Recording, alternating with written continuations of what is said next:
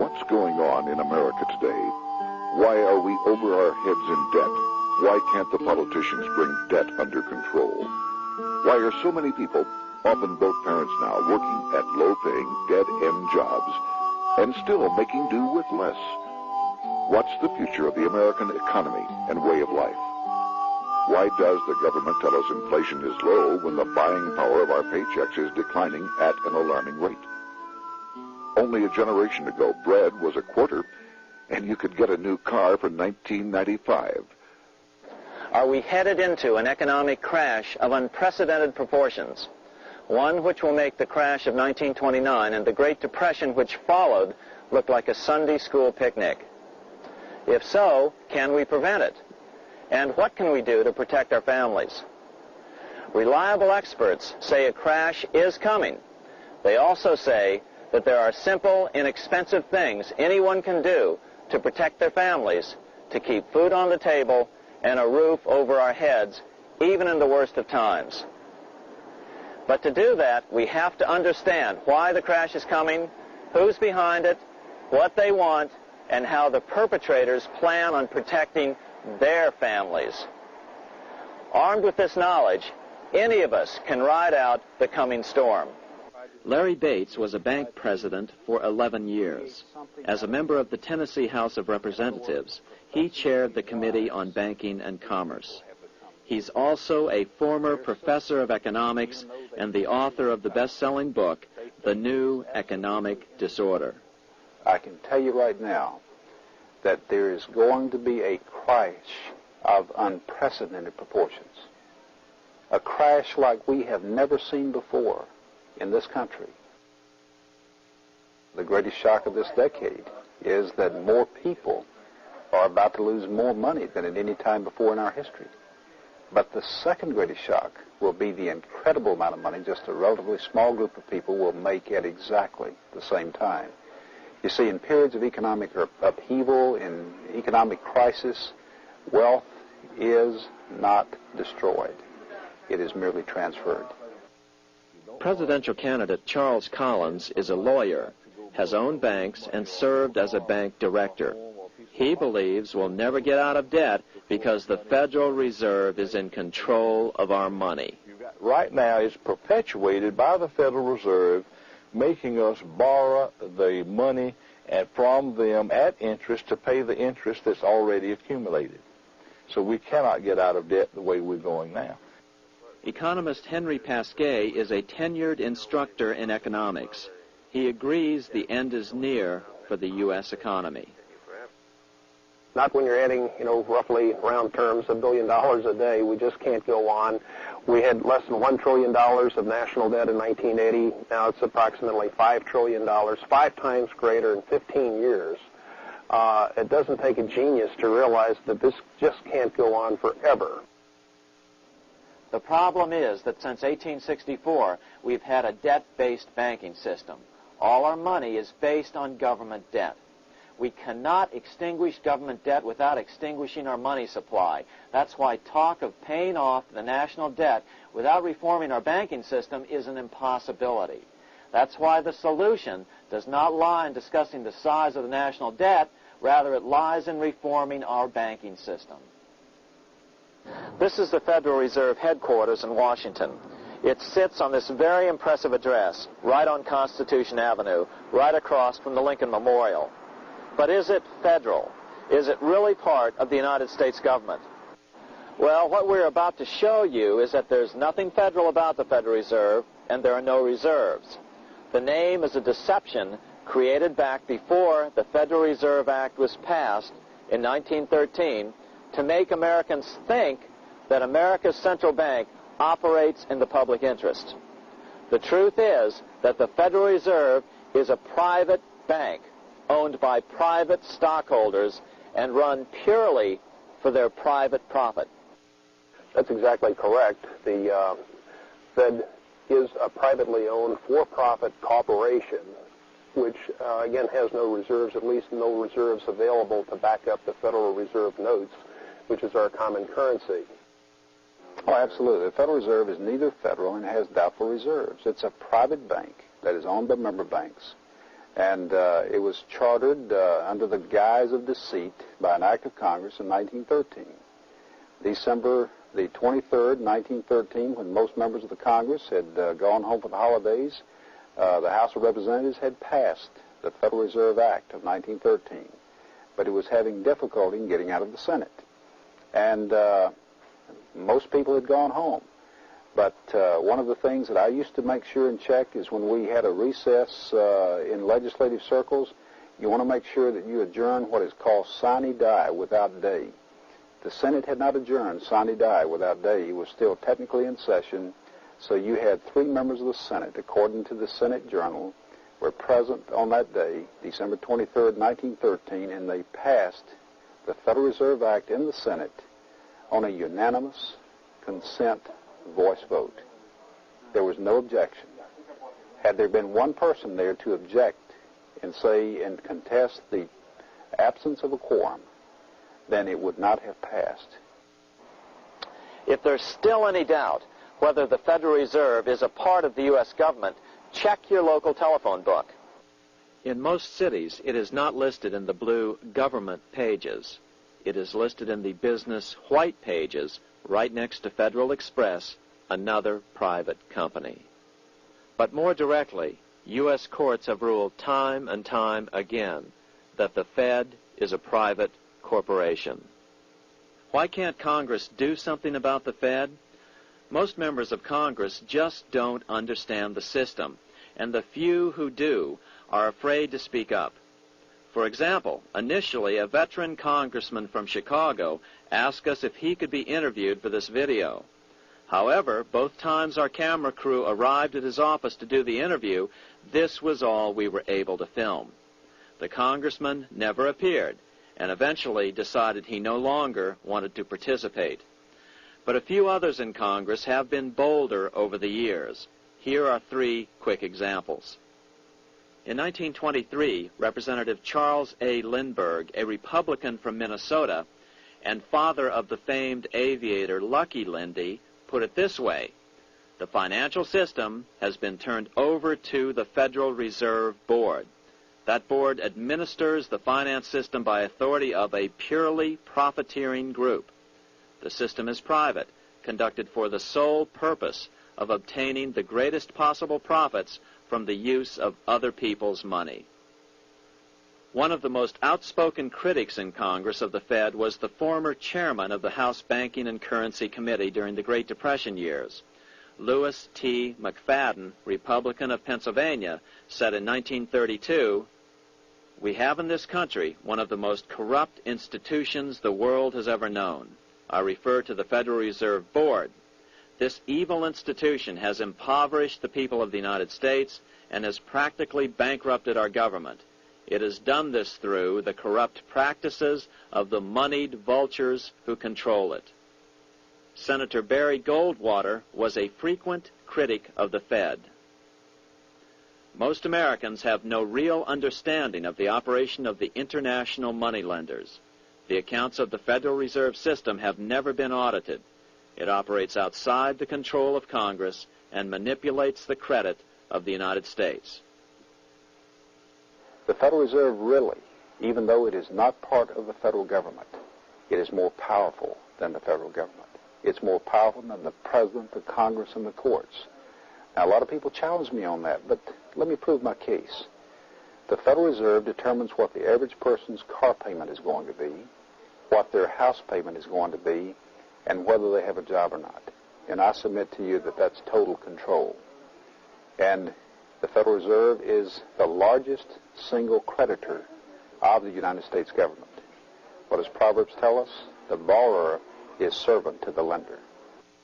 What one has to understand is that from the day the Constitution was adopted right up to today, the folks who profit from privately owned central banks, as Madison called them, the money changers, have fought a running battle for control over who gets to print America's money.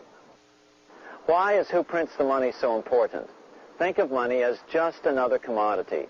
If you have a monopoly on a commodity that everyone needs, everyone wants, and nobody has enough of, there are lots of ways to make a profit, and also exert tremendous political influence. That's what this battle is all about.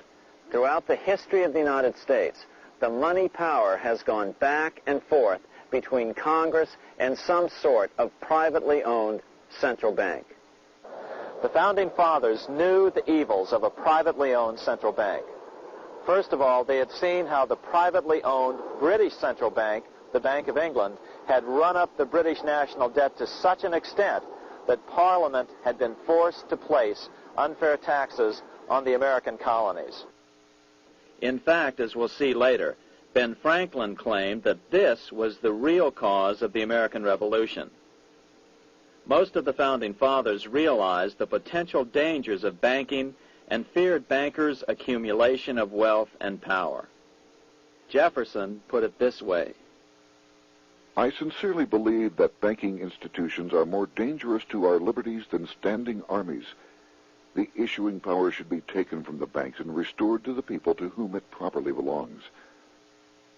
That succinct statement of Jefferson is, in fact, the solution to all our economic problems today. It bears repeating. The issuing power should be taken from the banks and restored to the people to whom it properly belongs. James Madison, the main author of the Constitution, agreed. Interestingly, he called those behind the central bank scheme money changers. Madison strongly criticized their actions. History records that the money changers have used every form of abuse, intrigue, deceit, and violent means possible to maintain their control over governments by controlling money and its issuance. The battle over who gets to issue our money has been the pivotal issue throughout the history of the United States. Wars are fought over it, depressions are caused to acquire it. Yet after World War I, this battle was rarely mentioned in newspapers or history books. Why? By World War I, the money changers, with their dominant wealth, had seized control of most of the nation's press. Throughout U.S. history, this battle over who gets the power to issue our money has raged. In fact, it's changed hands back and forth 8 times since 1764. Yet this fact has virtually vanished from public view for over 3 generations behind a smokescreen emitted by Fed cheerleaders in the media. Until we stop talking about deficits and government spending and start talking about who controls how much money we have, it's all just a big shell game, a complete and utter deception. It won't matter if you pass an ironclad amendment to the Constitution mandating a balanced budget. Our situation is only going to get worse until we root out the cause at its source. What's the solution for our national problem? First of all, education. That's what this video presentation is all about. But secondly, we must act. We must take back the power to issue our own money. Issuing our own money is not a radical solution. I want to stress that. It's the same solution used at different points in U.S. history by men like Benjamin Franklin, Thomas Jefferson, Andrew Jackson, Martin Van Buren, and Abraham Lincoln. So, to sum it up, in 1913, Congress gave an independent central bank, deceptively named the Federal Reserve, a monopoly over issuing America's money, and the debt generated by this quasi-private corporation is what is killing the American economy. Though the Federal Reserve is now the most powerful central bank in the world, it was not the first. So where did this idea come from? To really understand the magnitude of the problem, we have to travel back to Europe. Just who are these money changers James Madison spoke of? In the Bible, 2,000 years ago, Jesus drove the money changers from the temple. It was the only time Jesus used force during his ministry. What were money changers doing in the temple? When Jews came to Jerusalem to pay their temple tax, they could only pay it with a special coin, the half shekel of the sanctuary. This was a half ounce of pure silver about this size. It was the only coin around at that time which was pure silver and of assured weight without the image of a pagan emperor. Therefore, to Jews, the half shekel was the only coin acceptable to God. But these coins were not plentiful. The money changers had cornered the market on them. Then they raised the price, just like any other commodity, to whatever the market would bear. In other words, money changers were making exorbitant profits because they held a virtual monopoly on money. The Jews had to pay whatever they demanded. To Jesus, this totally violated the sanctity of God's house.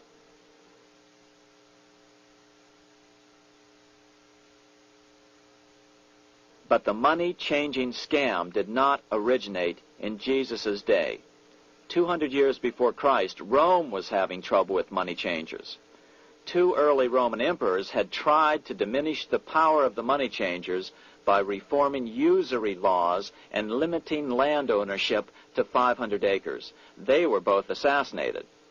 In 48 B.C., Julius Caesar took back the power to coin money from the money changers and minted coins for the benefit of all.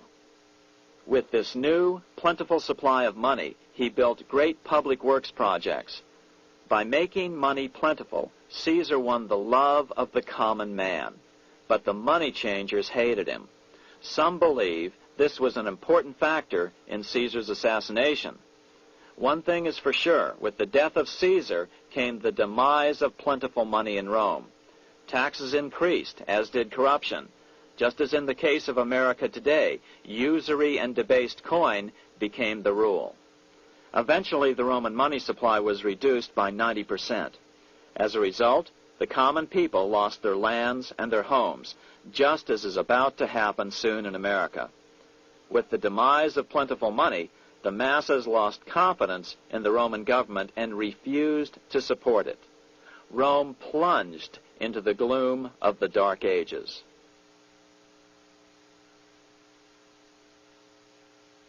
A 1,000 years after the death of Christ, money changers, those who loan out and manipulate the quantity of money, were active in medieval England. In fact, they were so active that acting together, they could manipulate the entire English economy. These were not bankers per se. The money changers generally were the goldsmiths.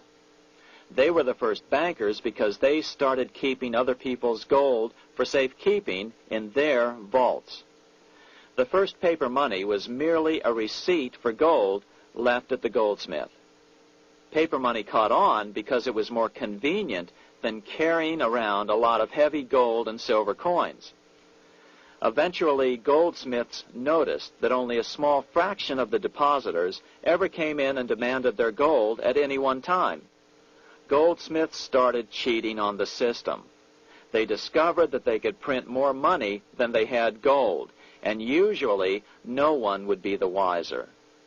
Then they could loan out this extra money and collect interest on it. This was the birth of fractional reserve banking. That is, loaning out many times more money than you have assets on deposit. So, if $1,000 in gold were deposited with them, they could loan out about $10,000 in paper money and draw interest payments on it, and no one would ever discover the deception. By this means, goldsmiths gradually accumulated more and more wealth and used this wealth to accumulate more and more gold. Today, this practice of loaning out more money than there are reserves is known as fractional reserve banking. Every bank in the United States is allowed to loan out at least 10 times more money than they actually have. That's why they get rich on charging, let's say, 8% interest. It's not really 8% per year, which is their income. It's 80%. That's why bank buildings are always the largest in town. But does that mean that all interest or all banking should be illegal? Hardly. In the Middle Ages, canon law, the law of the Catholic Church, forbade charging interest on loans. This concept followed the teachings of Aristotle and St. Thomas Aquinas. They taught that the purpose of money was to serve the members of society, to facilitate the exchange of goods needed to lead a virtuous life. Interest, in their belief, hindered this purpose by putting an unnecessary burden on the use of money. In other words, interest was contrary to reason and justice. Reflecting church law in the Middle Ages, Europe forbade charging interest on loans and made it a crime called usury. As commerce grew, and therefore opportunities for investment arose in the late Middle Ages, it came to be recognized that to loan money had a cost for the lender, both in risk and in lost opportunity. So some charges were allowed, but not interest per se. But all moralists, no matter what religion, condemn fraud, oppression of the poor, and injustice as clearly immoral. As we will see, fractional reserve lending is rooted in a fraud, results in widespread poverty, and reduces the value of everyone else's money. The ancient goldsmiths discovered that extra profits could be made by rowing the economy between easy money and tight money. When they made money easier to borrow, then the amount of money in circulation expanded. Money was plentiful. People took out more loans to expand their businesses. But then the money changers would tighten the money supply. They would make loans more difficult to get. What would happen? Just what happens today. A certain percentage of people could not repay their previous loans and could not take out new loans to repay the old ones. Therefore, they went bankrupt and had to sell their assets to the goldsmiths for pennies on the dollar. The same thing is still going on today.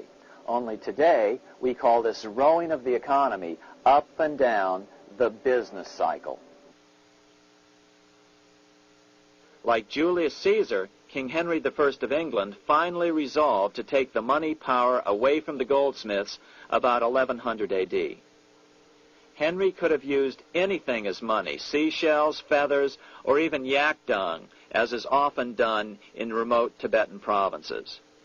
But he invented one of the most unusual money systems in history. It was called the tally stick system. Here I have one of the few surviving examples of this form of British money, which lasted 726 years until 1826, a tally stick.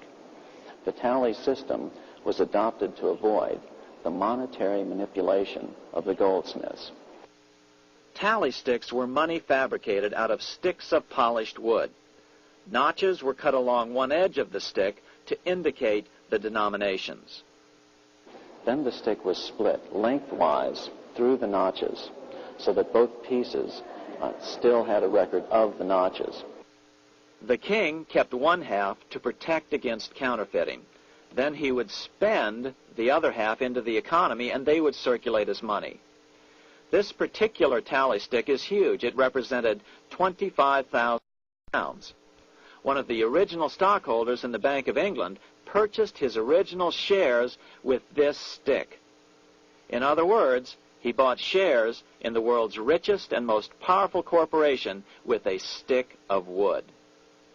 It's ironic that after its formation in 1694, the Bank of England attacked the tally stick system because it was money outside the power of the money changers, just as King Henry had wanted it to be.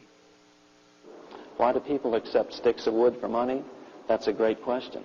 Throughout history, people traded anything they thought had value and used as money.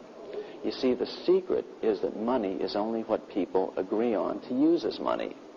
What's our paper money today? It's really just paper. But here's the trick. King Henry ordered that tally sticks had to be used to pay the king's taxes. This built-in demand for tally sticks immediately made them circulate and be accepted as money. And they worked well. In fact, no other form of money has worked so well for so long as tally sticks. Keep in mind, the British Empire was built under the tally stick system. The tally stick system succeeded despite the fact that the money changers constantly attacked it by offering the metal coin system as competition. In other words, metal coins never went completely out of circulation, but tally sticks hung on because they were good for the payment of taxes. Finally, in the 1500s, King Henry VIII relaxed the laws concerning usury and the money changers wasted no time reasserting themselves. They quickly made their gold and silver money plentiful for a few decades. But when Queen Mary took the throne and tightened the usury laws again, the money changers renewed the hoarding of gold and silver coins, forcing the economy to plummet. When Queen Mary's sister, Queen Elizabeth I, took the throne, she was determined to regain control over English money. Her solution was to issue gold and silver coins from the public treasury and take the control over the money supply away from the money changers.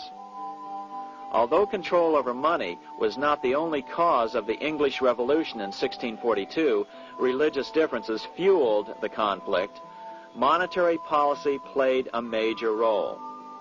Financed by the money changers, Oliver Cromwell finally overthrew King Charles, purged the Parliament, and put the king to death. The money changers were immediately allowed to consolidate their financial power. The result was that for the next 50 years, the money changers plunged Great Britain into a series of costly wars. They took over a square mile of property in the center of London, known as the City of London. This area today is still known as one of the 3 predominant financial centers of the world. Conflicts with the Stuart kings led the money changers in England to combine with those in the Netherlands to finance the invasion of William of Orange, who overthrew the Stuarts in 1688 and took the English throne.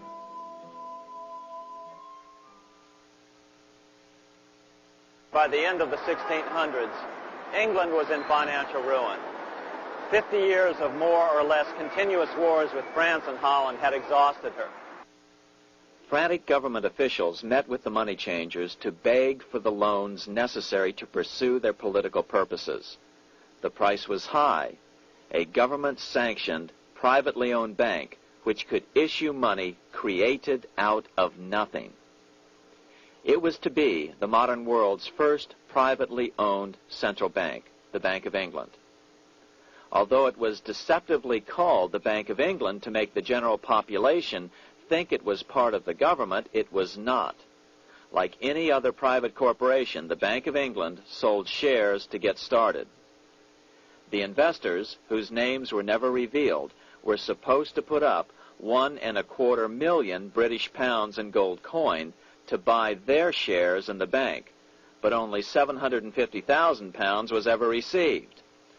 Despite that, the bank was duly chartered in 1694 and started out in the business of loaning out several times the money it supposedly had in reserves, all at interest.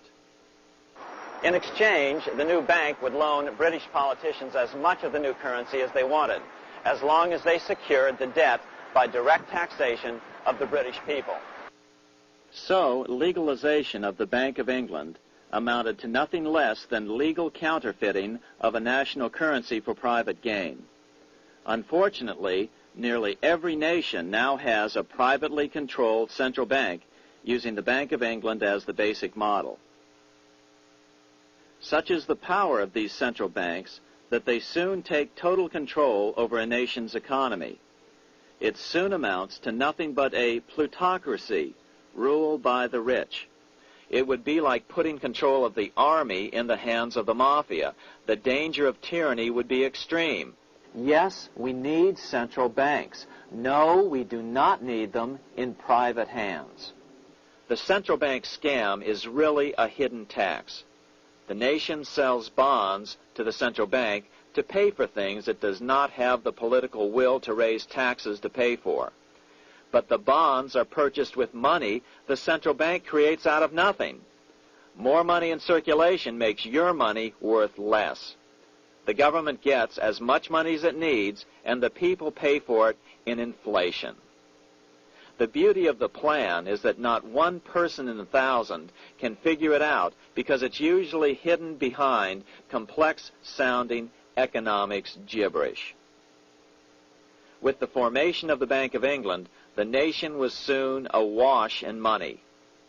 Prices throughout the country doubled. Massive loans were granted for just about any wild scheme.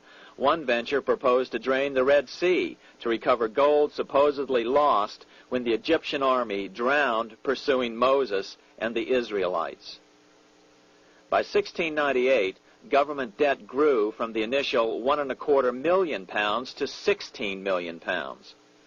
Naturally, taxes were increased and then increased again to pay for all of this. With the British money supply firmly in their grip, the British economy began a wild roller coaster series of booms and depressions, exactly the sort of thing a central bank claims it is determined to prevent. There are two things which I think are intrinsic not just to the Bank of England, but to central banking generally. The first is an involvement in the formulation of monetary policy with the specific objective of achieving monetary stability. However, since the Bank of England took control, the British pound has rarely been stable. Now let's take a look at the role of the Rothschild family, the family said to be the wealthiest in the world.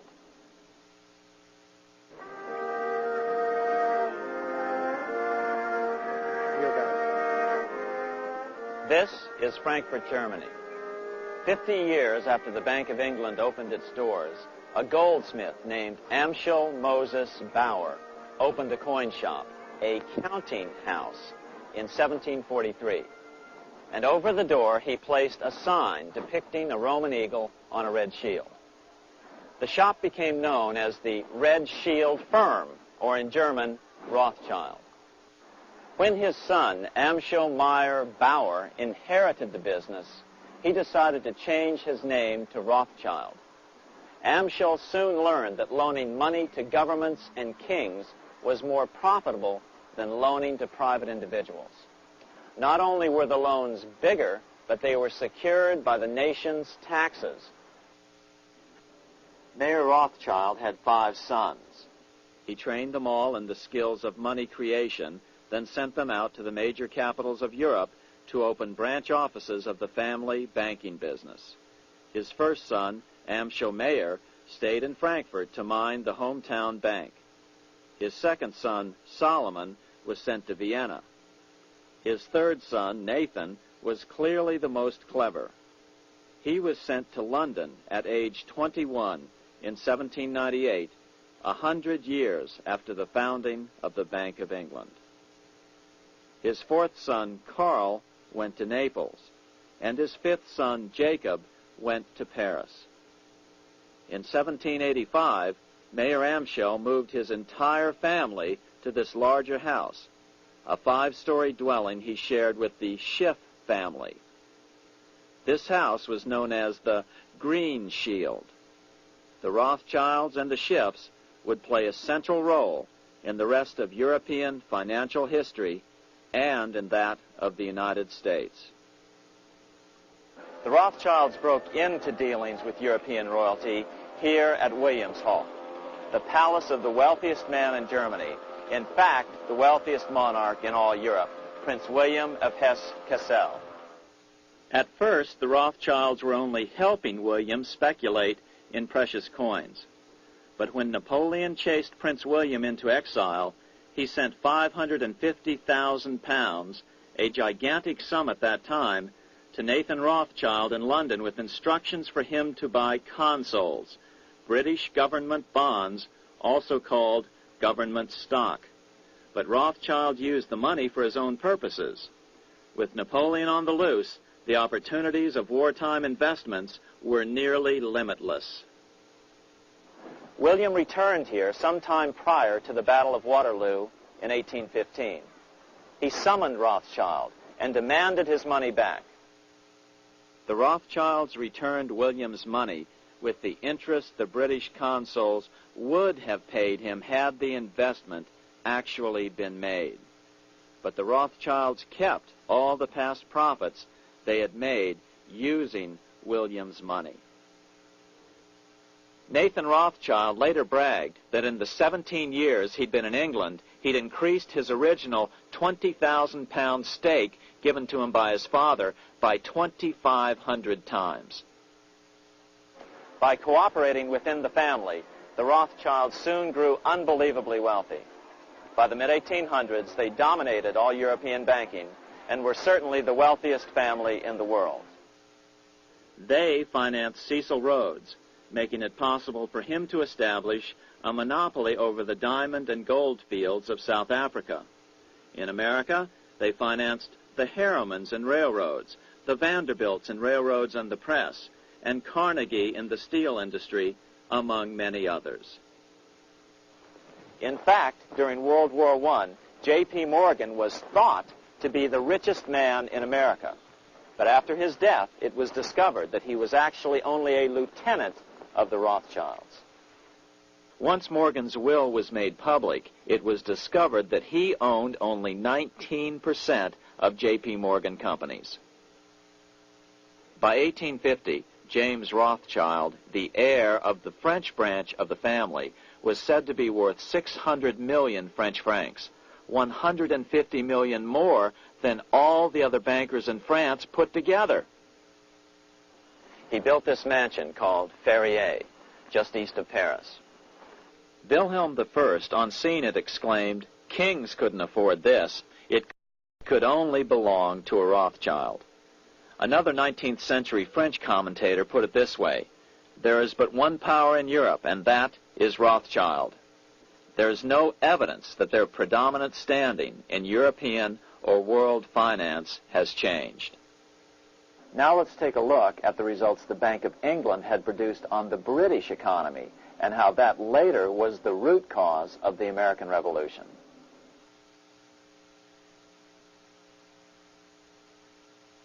By the mid-1700s, the British Empire was nearing its height of power around the world. But Britain had fought 4 costly wars in Europe since the creation of their privately owned central bank, the Bank of England. The cost had been high. To finance these wars, the British Parliament here had borrowed heavily from the bank. By the mid-1700s, the government's debt here in Britain was £140 million, a staggering sum for those days. Consequently, the British government embarked on a program of trying to raise revenues from their American colonies in order to make their interest payments to the bank. But in America, it was a different story. The scourge of a privately owned central bank had not yet hit. This is Independence Hall in Philadelphia, where the Declaration of Independence and Constitution were signed. In the mid-1700s, pre-revolutionary America was still relatively poor. There was a severe shortage of precious metal coins to trade for goods, so the early colonists were forced to experiment with printing their own homegrown paper money. Some of these experiments were successful. Franklin was a big supporter of the colonies printing their own paper money. In 1757, Franklin was sent to London. He ended up staying for the next 18 years here, nearly until the start of the American Revolution. During this period, the American colonies began to issue their own money. Called colonial scrip, the endeavor was very successful. It provided a reliable medium of exchange, and it also helped to provide a feeling of unity between the colonies. Remember, colonial scrip was just paper money, debt-free money, printed in the public interest, and not backed by gold or silver coin. In other words, it was a totally fiat currency. One day, officials of the Bank of England asked Franklin how he would account for the newfound prosperity of the colonies. Without hesitation, he replied, "That is simple. In the colonies, we issue our own money. It is called colonial scrip. We issue it in proper proportion to the demands of trade and industry to make the products pass easily from the producers to the consumers. In this manner, creating for ourselves our own paper money, we control its purchasing power, and we have no interest to pay to no one." This was just common sense to Franklin, but you can imagine the impact it had on the Bank of England. America had learned the secret of money, and that genie had to be returned to its bottle as soon as possible.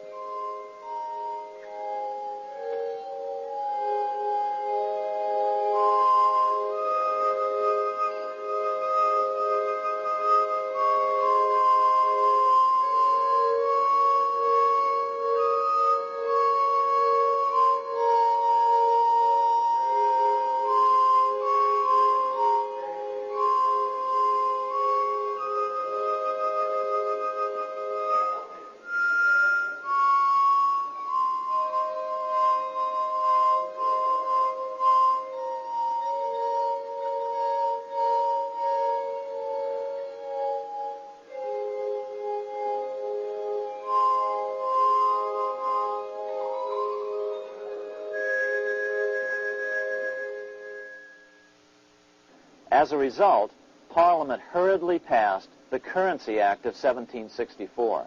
This prohibited colonial officials from issuing their own money and ordered them to pay all future taxes in gold or silver coins. In other words, it forced the colonies on a gold or silver standard. For those who still believe that a gold standard is the answer for America's current monetary problems, look what happened to America after that. Writing in his autobiography, Franklin said, "In 1 year, the conditions were so reversed that the era of prosperity ended and a depression set in to such an extent that the streets of the colonies were filled with unemployed." Franklin claims that this was even the basic cause for the American Revolution. As Franklin put it in his autobiography, The colonies would gladly have borne a little tax on tea and other matters had it not been that England took away from the colonies their money, which created unemployment and dissatisfaction. The inability of the colonists to get the power to issue their own money permanently out of the hands of George III and the international bankers was the prime reason for the Revolutionary War. by the time the first shots were fired in Lexington, Massachusetts, on April 19, 1775, the colonies had been drained of gold and silver coin by British taxation. As a result, the Continental government had no choice but to print money to finance the war. At the start of the Revolution, the U.S. money supply stood at $12 million. By the end of the war, it was nearly $500 million. As a result, the currency was virtually worthless. Shoes sold for $5,000 a pair. Colonial scrip had worked because just enough was issued to facilitate trade. As George Washington lamented, a wagon load of money will scarcely purchase a wagon load of provisions. Today, those who support a gold-backed currency point to this period during the Revolution to demonstrate the evils of a fiat currency. But remember, the same currency had worked so well 20 years earlier during times of peace that the Bank of England had Parliament outlaw it. Towards the end of the Revolution, the Continental Congress, meeting here at Independence Hall, grew desperate for money. In 1781, they allowed Robert Morris, their financial superintendent, to open a privately owned central bank. Incidentally, Morris was a wealthy man who had grown wealthier during the Revolution by trading in war materials.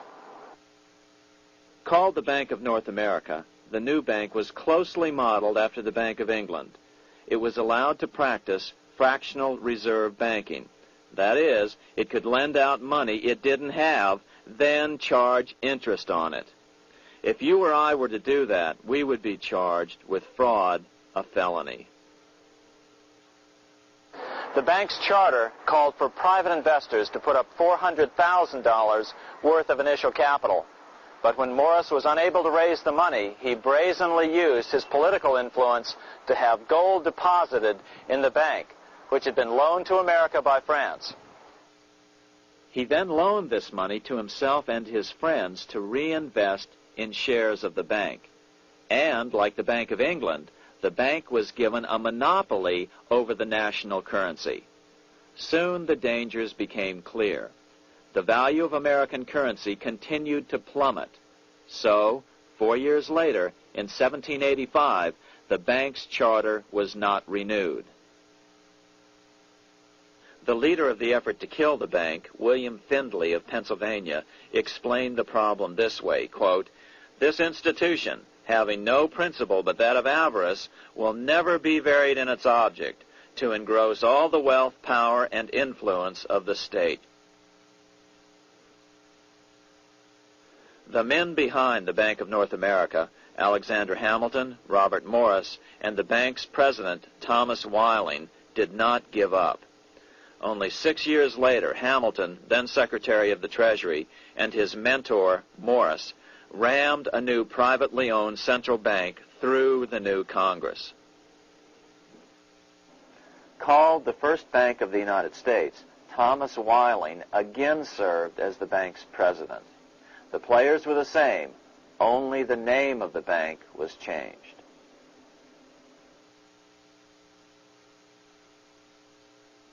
In 1787, colonial leaders assembled in Philadelphia to replace the ailing Articles of Confederation. As we saw earlier, both Thomas Jefferson and James Madison were unalterably opposed to a privately owned central bank. They had seen the problems caused by the Bank of England. They wanted nothing of it. As Jefferson later put it,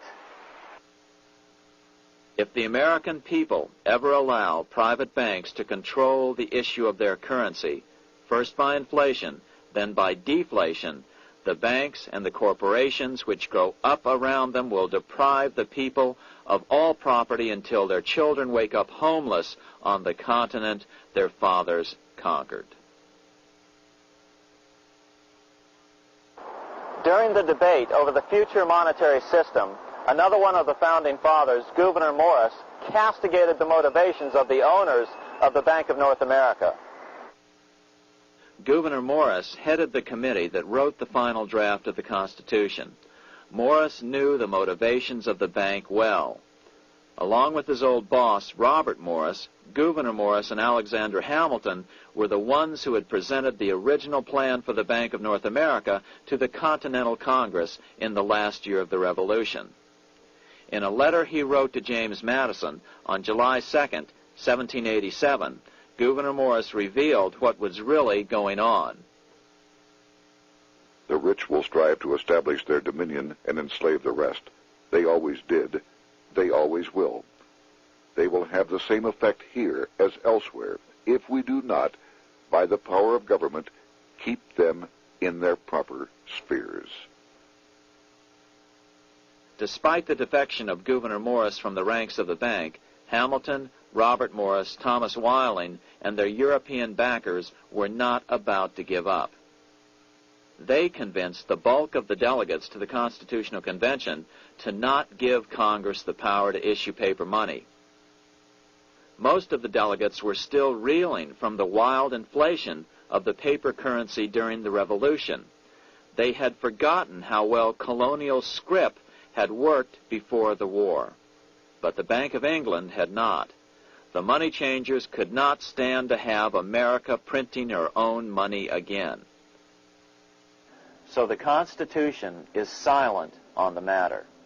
This grievous defect left the door wide open for the money changers, just as they had planned.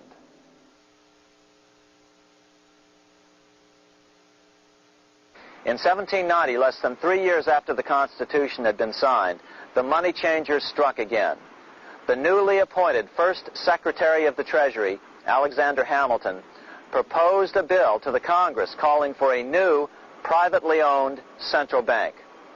Coincidentally, that was the very year that Amschel Rothschild made his pronouncement from his flagship bank in Frankfurt.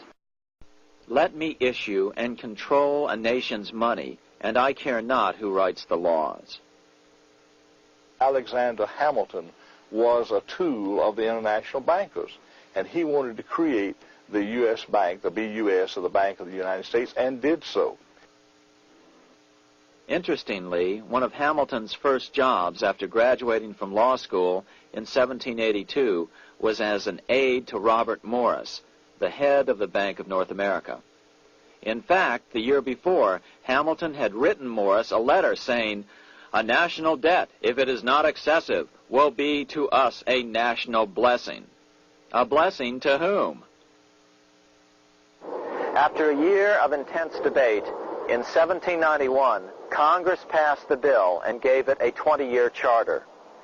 The new bank was to be called the First Bank of the United States, or BUS. Here we are in front of the First Bank of the United States in Philadelphia. The bank was given a monopoly on printing U.S. currency, even though 80% of its stock would be held by private investors. The other 20% would be purchased by the U.S. government. But the reason was not to give the government a piece of the action. It was to provide the capital for the other 80% owners. As with the old Bank of North America and the Bank of England before that, the stockholders never paid the full amount for their shares. The U.S. government put up their initial $2 million in cash. Then the bank, through the old magic of fractional reserve lending, made loans to its charter investors so they could come up with the remaining $8 million of capital needed for this risk-free investment. Like the Bank of England, the name of the Bank of the United States was deliberately chosen to hide the fact that it was privately controlled. And like the Bank of England, the names of the investors in the bank were never revealed. Many years later, it was a common saying that the Rothschilds were the power behind the old Bank of the United States. The bank was sold to Congress as a way to bring stability to the banking system and eliminate inflation. So what happened? Over the first 5 years, the U.S. government borrowed $8.2 million from the Bank of the United States. In the same 5-year period, prices rose by 72%. Jefferson, as the new Secretary of State, watched the borrowing with sadness and frustration, unable to stop it. I wish it were possible to obtain a single amendment to our Constitution, taking from the federal government the power of borrowing. Millions of Americans feel the same way today. They watch in helpless frustration as the federal government borrows the American economy into oblivion. So, although it was called the first Bank of the United States, it was not the first attempt at a privately owned central bank in this country. As with the Bank of North America, the government put up most of the cash to get this private bank going, then the bankers loaned the money to each other to buy the remaining stock in the bank.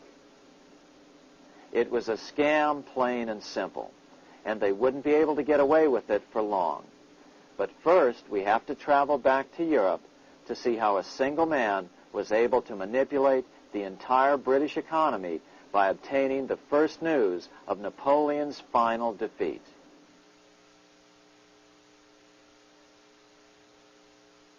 Here in Paris, the Bank of France was organized in 1800, just like the Bank of England.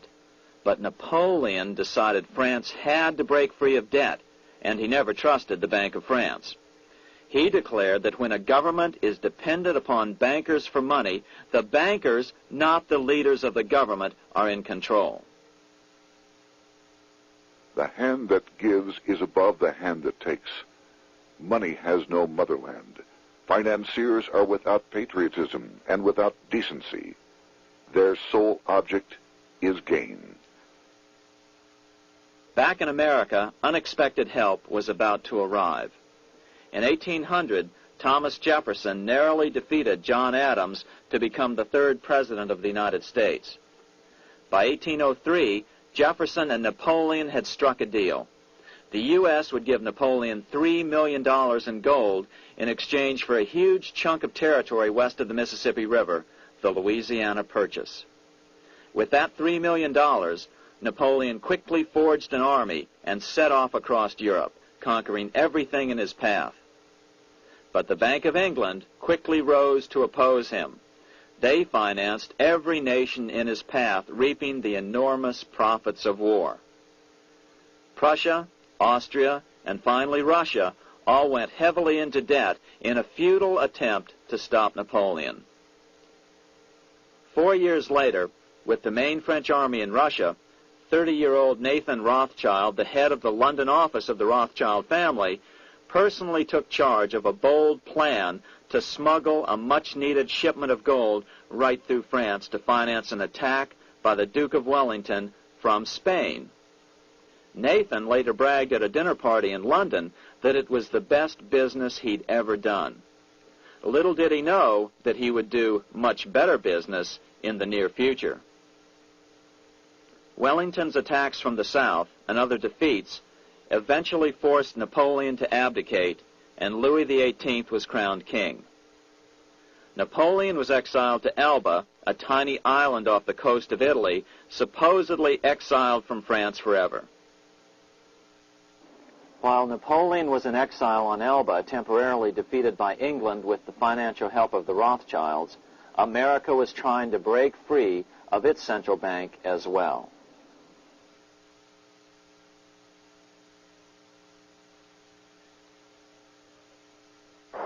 In 1811, a bill was put before Congress to renew the charter of the Bank of the United States. The debate grew very heated, and the legislatures of both Pennsylvania and Virginia passed resolutions asking Congress to kill the bank.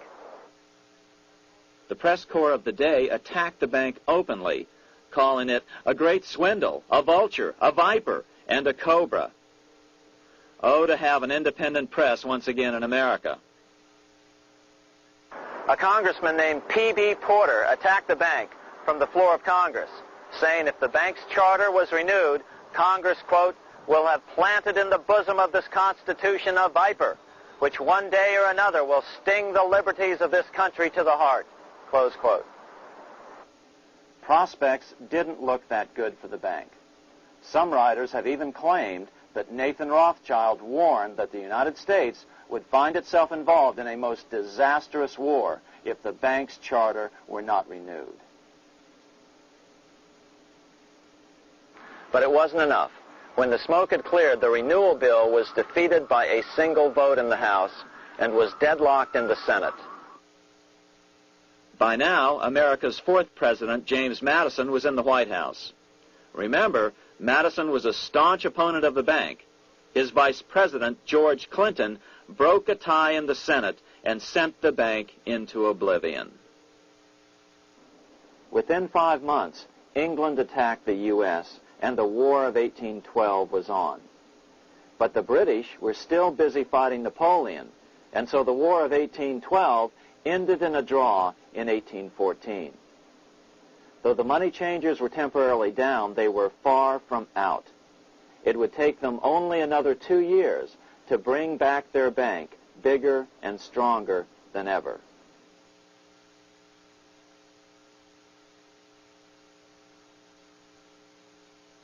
But now let's return to Napoleon, because nothing else in history more aptly demonstrates the ingenuity of the Rothschild family than their control of the British stock market after Waterloo. In 1815, a year after the end of the War of 1812 in America, Napoleon escaped his exile and returned to Paris.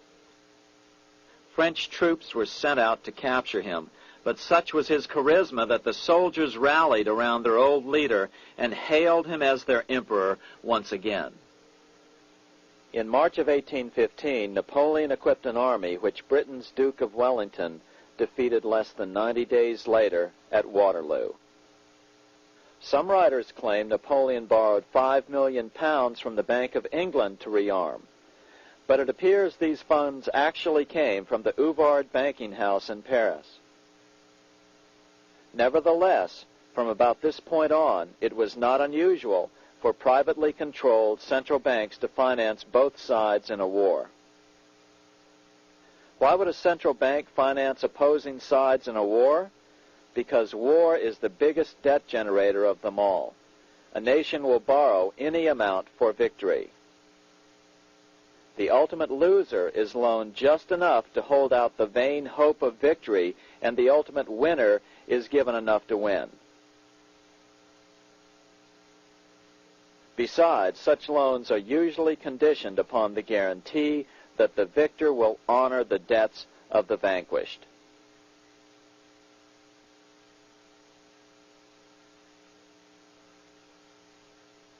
This is the Waterloo battlefield about 200 miles northeast of Paris in what today is Belgium. Here Napoleon suffered his final defeat, but not before thousands of French and Englishmen gave their lives on a steamy summer day in July of 1815. Right over there, on June 18, 1815, 74,000 French troops met 67,000 troops from Britain and other European nations. The outcome was certainly in doubt. In fact, had Napoleon attacked a few hours earlier, he would probably have won the battle. But no matter who won or lost, back in London, Nathan Rothschild planned to use the opportunity to try to seize control over the British stock and bond market and possibly even the Bank of England. Rothschild stationed a trusted agent, a man named Rothworth, on the north side of the battlefield, closer to the English Channel. Once the battle had been decided, Rothworth took off for the Channel. He delivered the news to Nathan Rothschild a full 24 hours before Wellington's own courier.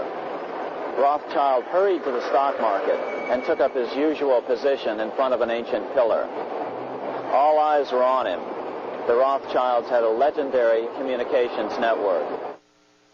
If Wellington had been defeated and Napoleon was loose on the continent again, Britain's financial situation would become grave indeed.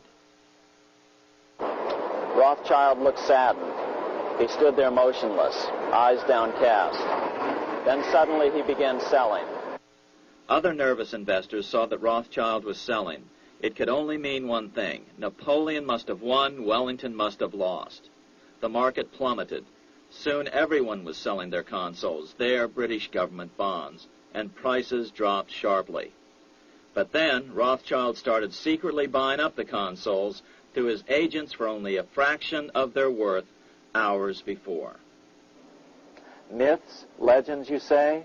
100 years later, the New York Times ran a story which said that Nathan's grandson had attempted to secure a court order to suppress a book with this stock market story in it.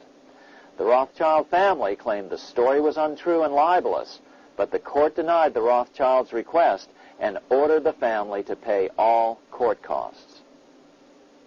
What's even more interesting about this story is that some authors claim that the day after the Battle of Waterloo, in a matter of hours, Nathan Rothschild came to dominate not only the bond market, but the Bank of England as well. Whether or not the Rothschild family seized control of the Bank of England, the first privately owned central bank in a major European nation and the wealthiest, one thing is certain. By the mid-1800s, the Rothschilds were the richest family in the world, bar none. They dominated the new government bond markets and branched into other banks and industrial concerns. In fact, the rest of the 19th century was known as the Age of the Rothschilds. Despite this overwhelming wealth, the family has generally cultivated an aura of invisibility. Although the family controls scores of industrial, commercial, mining, and tourist corporations, only a handful bear the Rothschild name. By the end of the 19th century, one expert estimated that the Rothschild family controlled half the wealth of the world. Whatever the extent of their vast wealth, it is reasonable to assume that their percentage of the world's wealth has increased since then. But since the turn of the century, the Rothschilds have cultivated the notion that their power has somehow waned even as their wealth increases.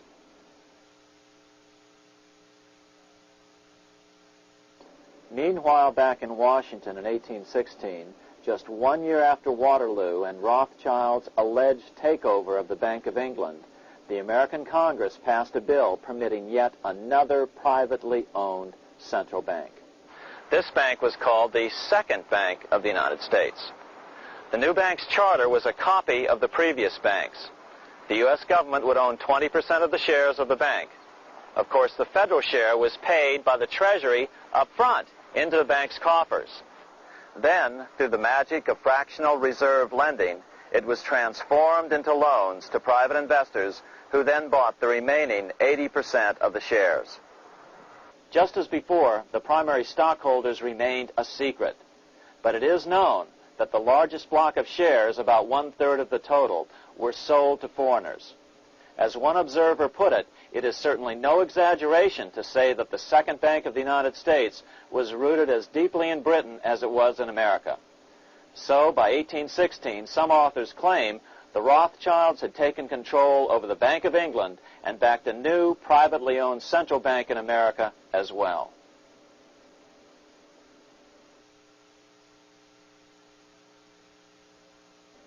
After 12 years of manipulations of the U.S. economy on the part of the Second Bank of the U.S., the American people had had just about enough. Opponents of the bank nominated a dignified senator from Tennessee, Andrew Jackson, the hero of the Battle of New Orleans, to run for president. This is his home, the Hermitage. No one gave Jackson a chance initially. The bank had long ago learned how the political process could be controlled with money. To the surprise and dismay of the money changers, Jackson was swept into office in 1828.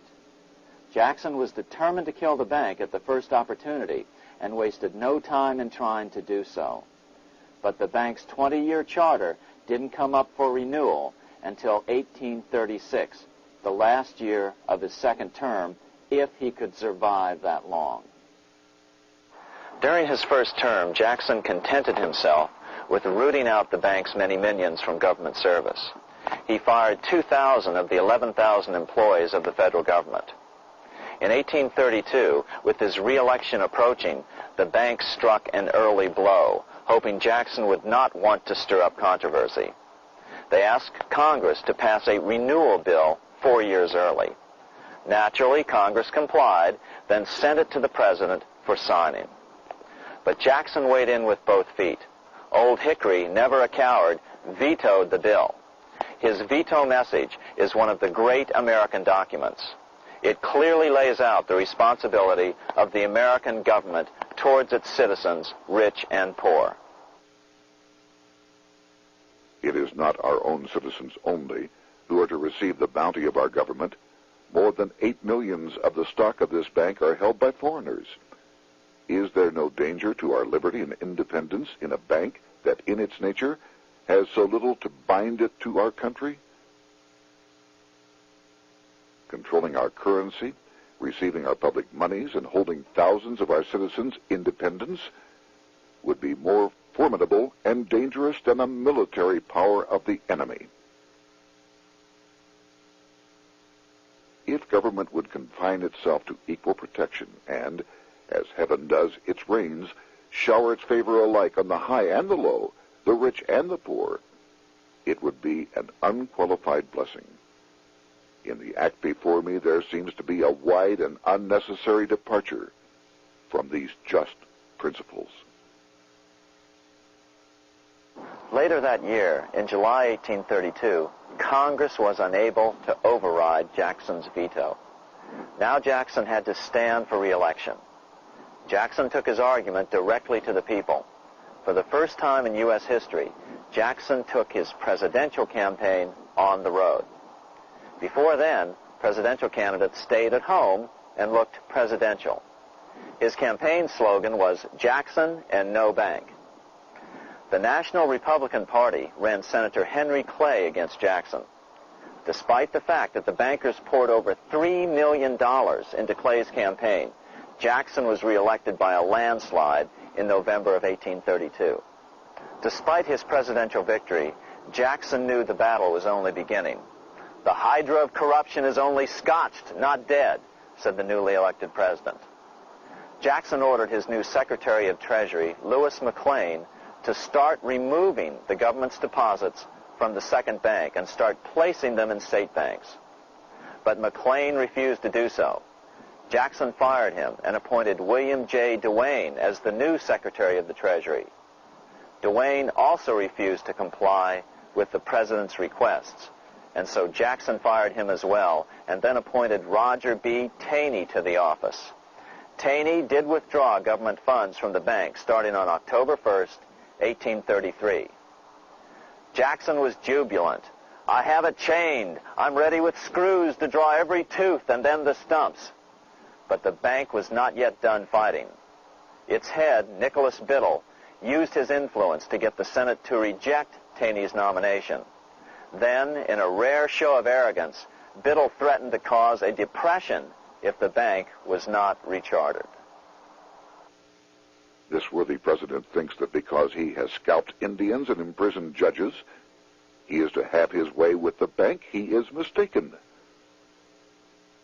Next, in an unbelievable fit of honesty for a central banker, Biddle admitted that the bank was going to make money scarce to force Congress to restore the bank. nothing but widespread suffering will produce any effect on Congress. Our only safety is in pursuing a steady course of firm restriction, and I have no doubt that such a course will ultimately lead to restoration of the currency and the recharter of the bank. What a stunning revelation. Here was the pure truth, revealed with shocking clarity. Biddle intended to use the money contraction power of the bank to cause a massive depression until America gave in. Unfortunately, this has happened time and time again throughout U.S. history and is about to happen again in today's world.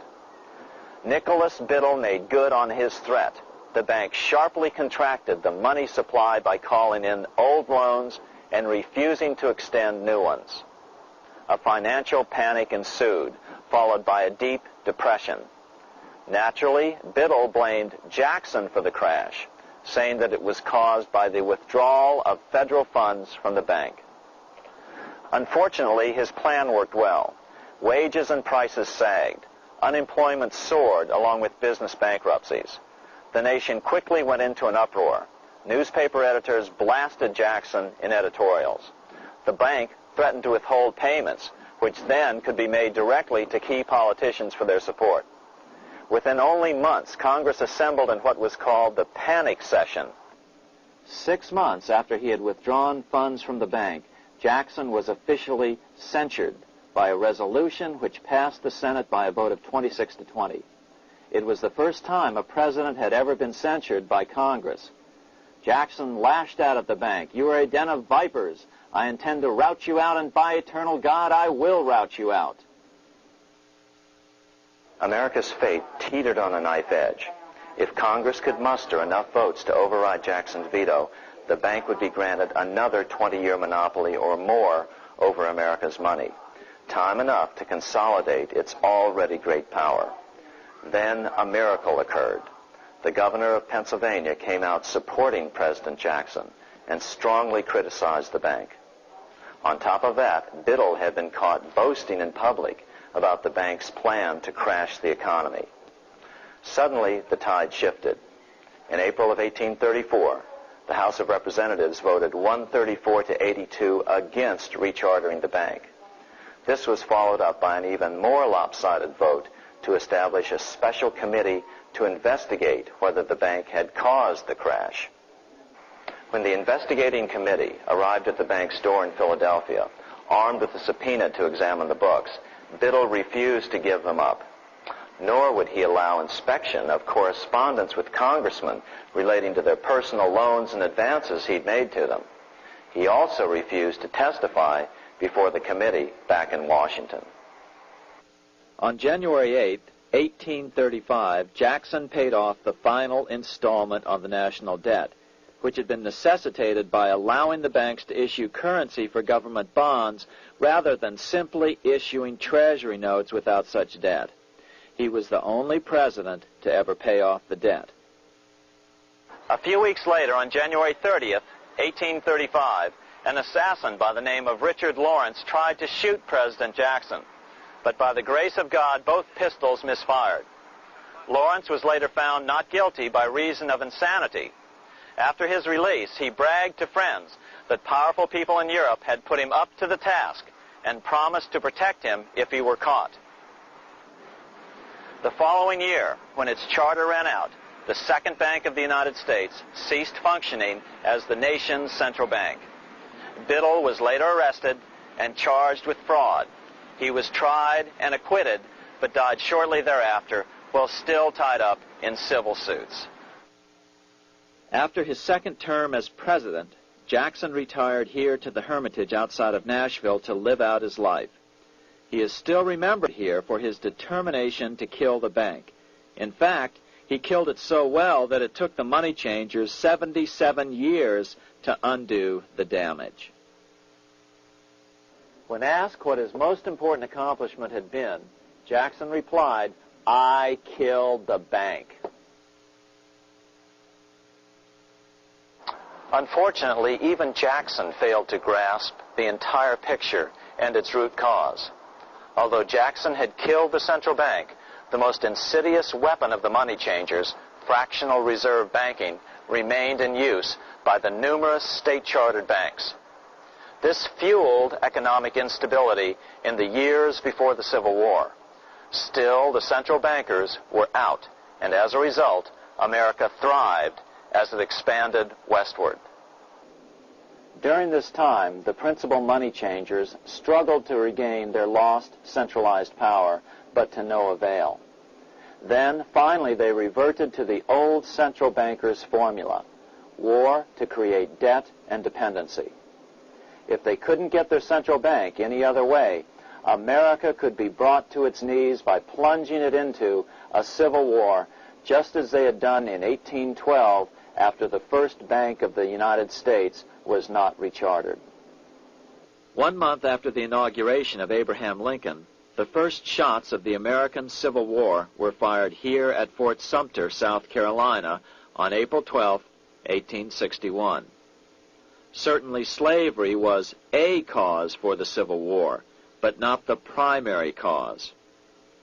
Lincoln knew that the economy of the South depended upon slavery, and so before the Civil War, he had no intention of eliminating it. Lincoln had put it this way in his inaugural address only 1 month earlier. I have no purpose, directly or indirectly, to interfere with the institution of slavery in the states where it now exists. I believe I have no lawful right to do so, and I have no inclination to do so. Even after the first shots were fired here at Fort Sumter, Lincoln continued to insist that the Civil War was not about the issue of slavery. My paramount objective is to save the Union, and it is not either to save or destroy slavery. If I could save the Union without freeing any slave, I would do it. So what was the Civil War all about? There were many factors at play. Northern industrialists had used protective tariffs to prevent the southern states from buying cheaper European goods. Europe retaliated by stopping cotton imports from the South. The southern states were in a double financial bind. They were forced to pay more for most of the necessities of life, while their income from cotton exports plummeted. The South was angry. But there were other factors at work. The money changers were still stung by America's withdrawal from their control 25 years earlier. Since then, America's wildcat economy had made the nation rich, a bad example for the rest of the world. The central bankers now saw an opportunity to split the rich new nation, to divide and conquer by war.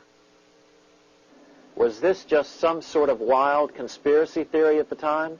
Well, let's take a look at what a well-placed observer of the scene had to say at the time. His name was Otto von Bismarck, Chancellor of Germany, the man who united the German states a few years later. The division of the United States into federations of equal force was decided long before the Civil War by the high financial powers of Europe. These bankers were afraid that the United States, if they remained as one bloc and as one nation, would attain economic and financial independence, which would upset their financial domination over the world. Within months after the first shots here at Fort Sumter, the central bankers loaned Napoleon III of France, the nephew of the Waterloo Napoleon, 210 million francs to seize Mexico and station troops along the southern border of the U.S., taking advantage of their war to violate the Monroe Doctrine and return Mexico to colonial rule. No matter what the outcome of the Civil War, a weakened America, heavily indebted to the money changers, would open up Central and South America once again to European colonization and domination. The very thing America's Monroe Doctrine had forbade in 1823. At the same time, Great Britain moved 11,000 troops into Canada and positioned them menacingly along America's northern border. The British fleet went to war alert should their quick intervention be called for. Lincoln knew he was in a double bind. That's why he agonized over the fate of the Union. There was a lot more to it than just differences between the North and the South. That's why his emphasis was always on union and not merely the defeat of the South. But Lincoln needed money to win. In 1861, Lincoln and his Secretary of Treasury, Salmon P. Chase, went to New York to apply for the necessary loans. The money changers, anxious to see the Union fail, offered loans at 24 to 36% interest. Lincoln said thanks, but no thanks, and returned to Washington. Lincoln sent for an old friend, Colonel Dick Taylor of Chicago, and put him on the problem of financing the war. During one meeting, Lincoln asked Taylor what he'd discovered. Taylor put it this way. Why, Lincoln, that is easy. Just get Congress to pass a bill authorizing the printing of full legal tender Treasury notes, and pay your soldiers with them, and go ahead and win your war with them also. When Lincoln asked if the people of the United States would accept the notes, Taylor said, "The people, or anyone else, will not have any choice in the matter if you make them full legal tender. They will have the full sanction of the government and be just as good as any money, as Congress is given that express right by the Constitution." So that's exactly what Lincoln did. In 1862-63, he printed up $450 million worth of the new bills. In order to distinguish them from other banknotes in circulation, he printed them in green ink on the back side. That's why the notes were called greenbacks. With this new money, Lincoln paid the troops and bought their supplies. During the course of the war, nearly $450 million worth of greenbacks were printed at no interest to the federal government. Lincoln understood who was really pulling the strings and what was at stake for the American people. This is how he explained his rationale. The government should create, issue, and circulate all the currency and credit needed to satisfy the spending power of the government and the buying power of consumers. The privilege of creating and issuing money is not only the supreme prerogative of government, but it is the government's greatest creative opportunity. By the adoption of these principles, the taxpayers will be saved immense sums of interest. Money will cease to be master and become the servant of humanity. A truly incredible editorial in the London Times explained the central banker's attitude to greenbacks. If this mischievous financial policy, which has its origins in North America, shall become indurated down to a fixture, then that government will furnish its own money without cost. It will pay off debts and be without debt. It will have all the money necessary to carry on its commerce. It will become prosperous without precedent in the history of the world. The brains and wealth of all countries will go to North America. That country must be destroyed, or it will destroy every monarchy. The scheme was effective, so effective that the next year, 1863, with Federal and Confederate troops beginning to mass for the decisive battle of the Civil War, and the Treasury in need of further congressional authority to issue more greenbacks, Lincoln allowed the bankers to push through the National Bank Act. These new national banks would operate under a virtual tax-free status and collectively had the exclusive monopoly power to create the new form of money, banknotes. Though greenbacks continued to circulate, their numbers were not increased.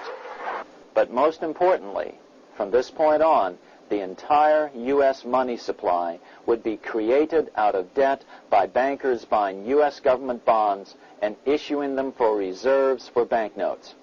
As historian John Kenneth Galbraith explained it, The war, the federal government ran a heavy surplus. It could not, however, pay off its debt, retire its securities, because to do so meant there would be no bonds to back the national banknotes. To pay off the debt was to destroy the money supply. Later in 1863, Lincoln got some unexpected help from Tsar Alexander II of Russia. The Tsar, like Bismarck in Germany, knew what the international money changers were up to and had steadfastly refused to let them set up a central bank in Russia. If America survived and was able to remain out of their clutches, the Tsar's position would remain secure. If the bankers were successful at dividing America and giving the pieces back to Great Britain and France, both nations under control of their central banks, eventually they would threaten Russia again. So the Tsar gave orders that if either England or France actively intervened and gave aid to the South, Russia would consider such action as a declaration of war. He did the same with part of his Pacific Fleet and sent them to port in San Francisco. Lincoln was reelected the next year, 1864. Had he lived, he would surely have killed the National Bank's money monopoly extracted from him during the war. On November 21st, 1864, he wrote a friend the following. The money power preys upon the nation in times of peace and conspires against it in times of adversity. It is more despotic than monarchy, more insolent than autocracy, more selfish than bureaucracy. Shortly before Lincoln was murdered, his former Secretary of Treasury, Salmon P. Chase, bemoaned his role in helping secure the passage of the National Banking Act only 1 year earlier. My agency in promoting the passage of the National Banking Act was the greatest financial mistake in my life. It has built up a monopoly which affects every interest in the country. On April 14, 1865, 41 days after his second inauguration and just 5 days after Lee surrendered to Grant at Appomattox, Lincoln was shot by John Wilkes Booth at Ford's Theater. Bismarck, Chancellor of Germany, lamented the death of Abraham Lincoln. The death of Lincoln was a disaster for Christendom. There was no man in the United States great enough to wear his boots. I fear that foreign bankers, with their craftiness and torturous tricks, will entirely corrupt the exuberant riches of America and use it systematically to corrupt modern civilization. They will not hesitate to plunge the whole of Christendom into wars and chaos in order that the earth should become their inheritance. Bismarck well understood the money changers' plan. Allegations that international bankers were responsible for Lincoln's assassination surfaced in Canada 70 years later in 1934. Gerald G. McGeer, a popular and well-respected Canadian attorney, revealed this stunning charge in a 5-hour speech before the Canadian House of Commons, blasting Canada's debt-based money system. Remember, it was 1934, the height of the Great Depression, which was ravaging Canada as well.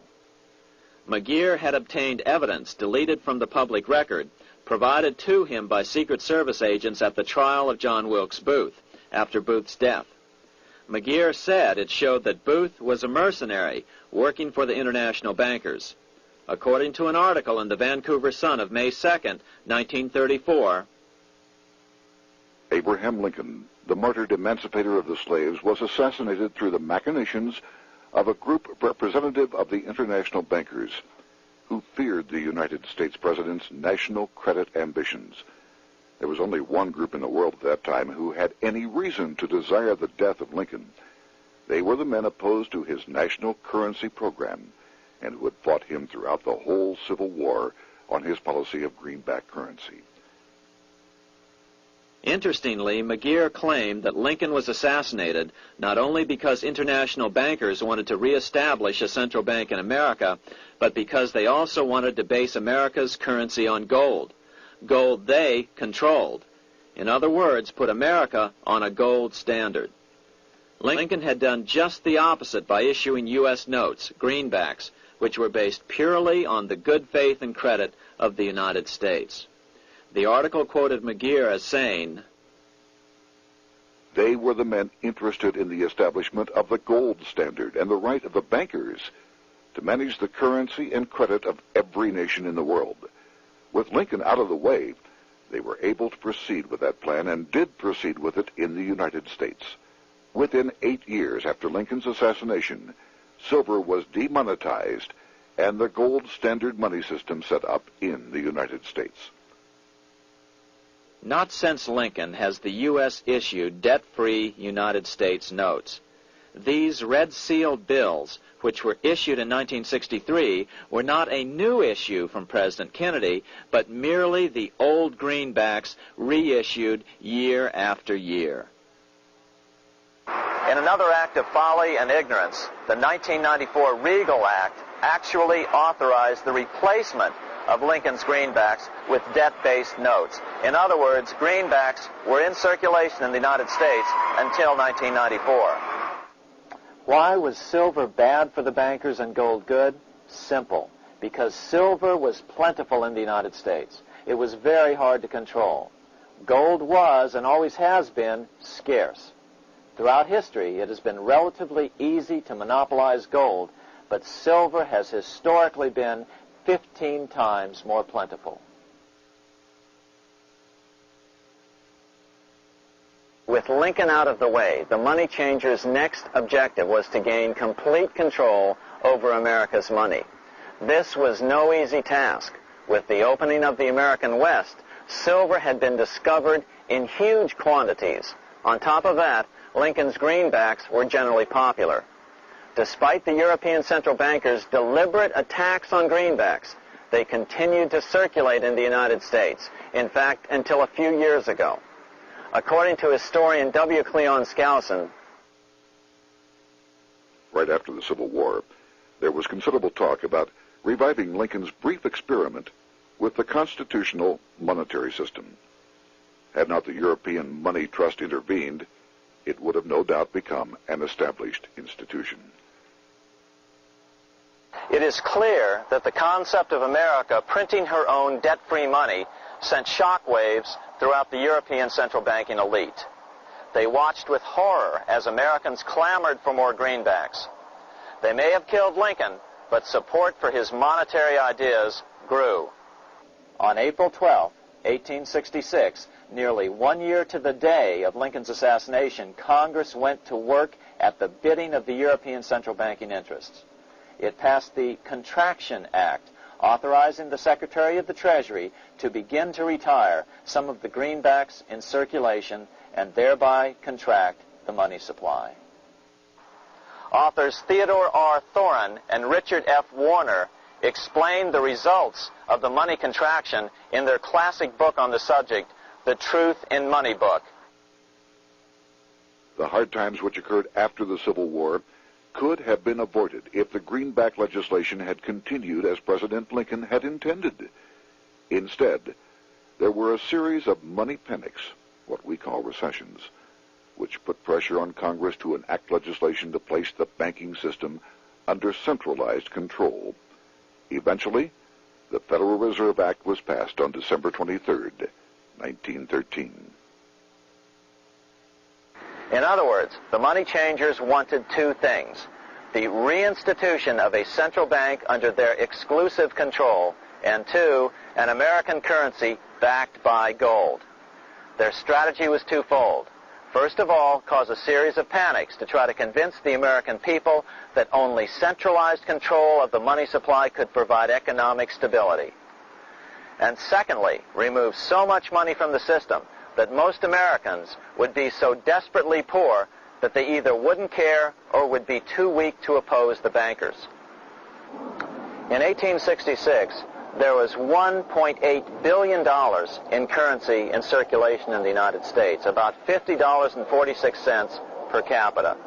In 1867 alone, $500 million, $500 million, was removed from the U.S. money supply. 10 years later, in 1876, America's money supply was reduced to only $600 million. In other words, 2/3 of America's money had been called in by the bankers. Only $14.60 per capita remained in circulation. 10 years later, the money supply had been reduced to only $400 million, even though the population had boomed. The result was that only $6.67 per capita remained in circulation, a 760% loss in buying power over 20 years.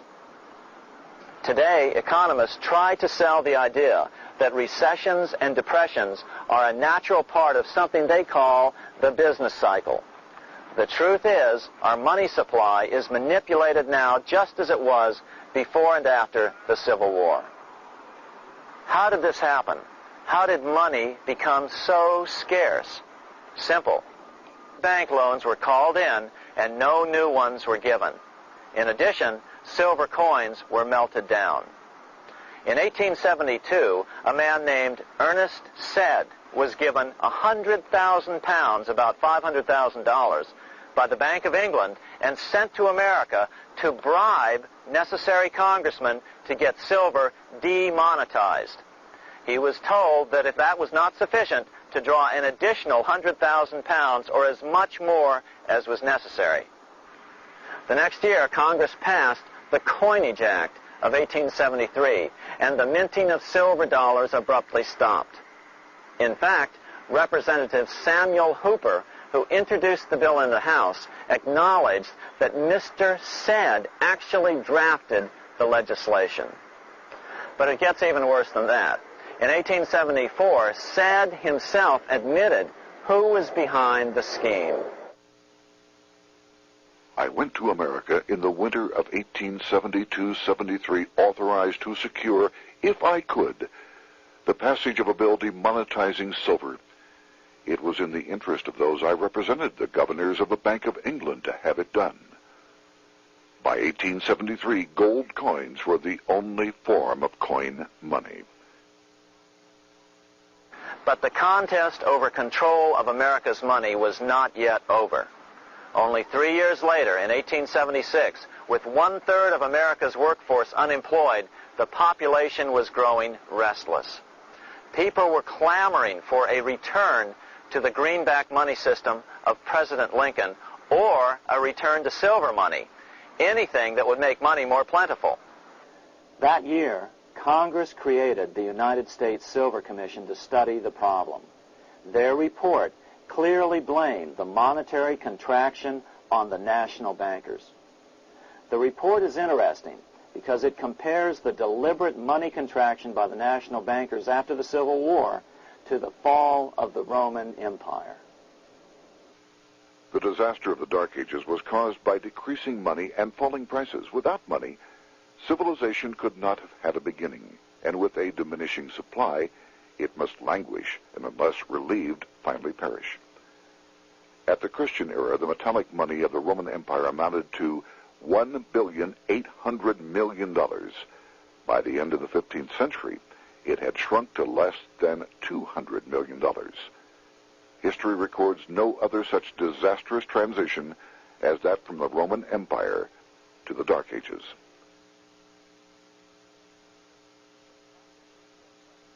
Despite this report by the Silver Commission, Congress took no action. The next year, 1877, riots broke out from Pittsburgh to Chicago. The torches of starving vandals lit up the sky. The bankers huddled to decide what to do. They decided to hang on. Now that they were back in control to a certain extent, they were not about to give it up. At the meeting of the American Bankers Association that year, they urged their membership to do everything in their power to put down the notion of a return to greenbacks. The ABA Secretary, James Buell, authored a letter to the members which blatantly called on the banks to subvert not only Congress, but the press. It is advisable to do all in your power to sustain such prominent daily and weekly newspapers, especially the agricultural and religious press, as will oppose the greenback issue of paper money, and that you will also withhold patronage from all applicants who are not willing to oppose the government issue of money. To repeal the act creating banknotes or to restore to circulation the government issue of money will be to provide the people with money and will therefore seriously affect our individual profits as bankers and lenders. See your congressman at once and engage him to support our interest that we may control legislation. As political pressure mounted in Congress for change, the press tried to turn the American people away from the truth. The New York Tribune put it this way on January 10th, 1878. The capital of the country is organized at last, and we will see whether Congress will dare to fly in its face. But it didn't work entirely. On February 28, 1878, Congress passed the Sherman Law, allowing the minting of a limited number of silver dollars, ending the 5-year hiatus. This did not end gold backing of the currency, however, nor did it completely free silver.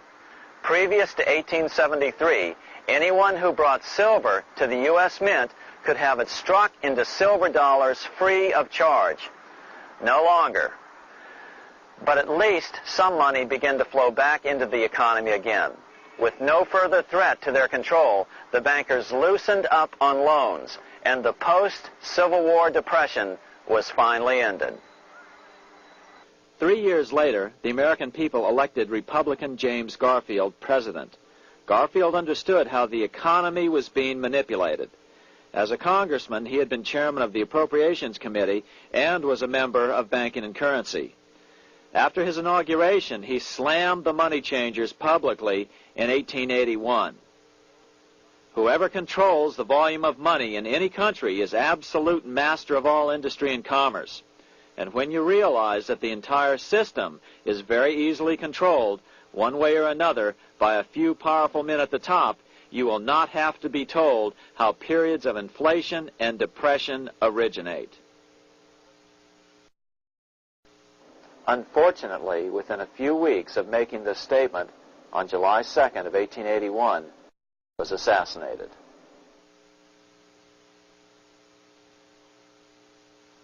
The money changers were gathering strength fast. They began a periodic fleecing of the flock, as they called it, by creating economic booms followed by further depressions so they could buy up thousands of homes and farms for pennies on the dollar. In 1891, the money changers prepared to take the American economy down again, and their methods and motives were laid out with shocking clarity in a memo sent out by the American Bankers Association, the ABA, an organization in which most bankers were members. Notice that this memo called for bankers to create a depression on a certain date 3 years in the future. According to the Congressional Record, here's how it read in part.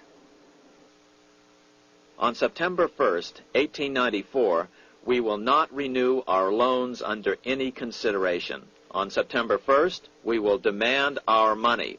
We will foreclose and become mortgagees in possession. We can take 2/3 of the farms west of the Mississippi and thousands of them east of the Mississippi as well at our price. Then the farmers will become tenants, as in England. These depressions could be controlled because America was on the gold money standard. Since gold is scarce, it's one of the easiest commodities to manipulate. People wanted silver money legalized again so they could escape the stranglehold the money changers had on gold money. People wanted silver money reinstated, reversing Mr. Said's Act of 1873, by then called the Crime of 73. By 1896, the issue of more silver money had become the central issue in the presidential campaign. William Jennings Bryan, a senator from Nebraska, ran for president as a Democrat on the free silver issue. At the Democratic National Convention in Chicago, he made an emotional speech which won him the nomination entitled Crown of Thorns and Cross of Gold. Though Bryan was only 36 years old at the time, this speech is widely regarded as the most famous oration ever made before a political convention. In the dramatic conclusion, Bryan said, "We will answer their demand for a gold standard by saying to them, you shall not press down upon the brow of labor this crown of thorns. You shall not crucify mankind upon a cross of gold." The bankers lavishly supported the Republican candidate, William McKinley, who favored the gold standard. The resulting contest was amongst the most fiercely contested presidential races in American history. Bryan made over 600 speeches in 27 states. The McKinley campaign got manufacturers and industrialists to inform their employees that if Bryan were elected, all factories and plants would close and there would be no work. The ruse succeeded. McKinley beat Bryan by a small margin. Bryan ran for president again in 1900 and in 1908, but fell short each time. During the 1912 Democratic Convention, Bryan was a powerful figure who helped Woodrow Wilson win the nomination. When Wilson became president, he appointed Bryan as Secretary of State, but Bryan soon became disenchanted with the Wilson administration. Bryan served only 2 years in the Wilson administration before resigning in 1915 over the highly suspicious sinking of the Lusitania, the event which was used to drive America into World War I. Although William Jennings Bryan never gained the presidency, his efforts delayed the money changers for 17 years from attaining their next goal, a new, privately owned central bank for America.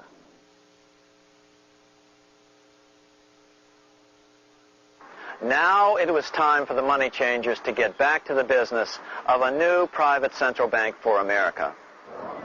During the early 1900s, men like J.P. Morgan led the charge. One final panic would be necessary to focus the nation's attention on the supposed need for a central bank. The rationale was that only a central bank can prevent bank failures. Morgan was clearly the most powerful banker in America and a suspected agent for the Rothschilds. Morgan had helped finance John D. Rockefeller's Standard Oil empire.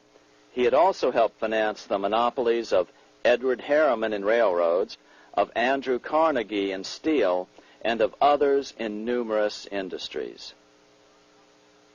But on top of that, J.P. Morgan's father, Junius Morgan, had been America's financial agent to the British. After his father's death, J.P. Morgan took on a British partner, Edward Grenfell, a longtime director of the Bank of England. In fact, upon Morgan's death, his estate contained only a few $1 million. The bulk of the securities most people thought he owned were, in fact, owned by others. In 1902, President Theodore Roosevelt allegedly went after Morgan and his friends by using the Sherman Antitrust Act to try to break up their industrial monopolies. Actually, Roosevelt did very little to interfere in the growing monopolization of American industry by the bankers and their surrogates. For example, Roosevelt supposedly broke up the Standard Oil monopoly, but it wasn't really broken at all. It was merely divided into 7 corporations, all still controlled by the Rockefellers. The public was aware of this thanks to political cartoonists like Thomas Nast, who referred to the bankers as the Money Trust. By 1907, the year after Teddy Roosevelt's re-election, Morgan decided it was time to try for a central bank again. Using their combined financial muscle, Morgan and his friends were secretly able to crash the stock market. Thousands of small banks were vastly overextended. Some had reserves of less than 1%, thanks to the fractional reserve principle. Within days, bank runs were commonplace across the nation. Now Morgan stepped into the public arena and offered to prop up the faltering American economy by supporting failing banks with money he manufactured out of nothing. It was an outrageous proposal, far worse than even fractional reserve banking, but Congress let him do it. Morgan manufactured $200 million worth of this completely reserveless private money and bought things with it, paid for services with it, and sent some of it to his branch banks to lend out at interest. His plan worked. Soon, the public regained confidence in money in general and quit hoarding their currency. But as a result, banking power was further consolidated into the hands of a few large banks. By 1908, the panic was over, and Morgan was hailed as a hero by the president of Princeton University, a man by the name of Woodrow Wilson. All this trouble could be averted if we appointed a committee of 6 or 7 public-spirited men like J.P. Morgan to handle the affairs of our country. Economics textbooks would later explain that the creation of the Federal Reserve System was the direct result of the Panic of 1907. Quote, With its alarming epidemic of bank failures, the country was fed up once and for all with the anarchy of unstable private banking, close quote. But Minnesota Congressman Charles A. Lindbergh Sr., the father of the famous aviator Lucky Lindy, later explained that the panic of 1907 was really just a scam. Those not favorable to the money trust could be squeezed out of business, and the people frightened into demanding changes in the banking and currency laws which the money trust would frame. So, since the passage of the National Bank Act of 1863, the money changers had been able to create a series of booms and busts. The purpose was not only to fleece the American public of their property, but to later claim that the banking system was basically so unstable that it had to be consolidated into a central bank once again.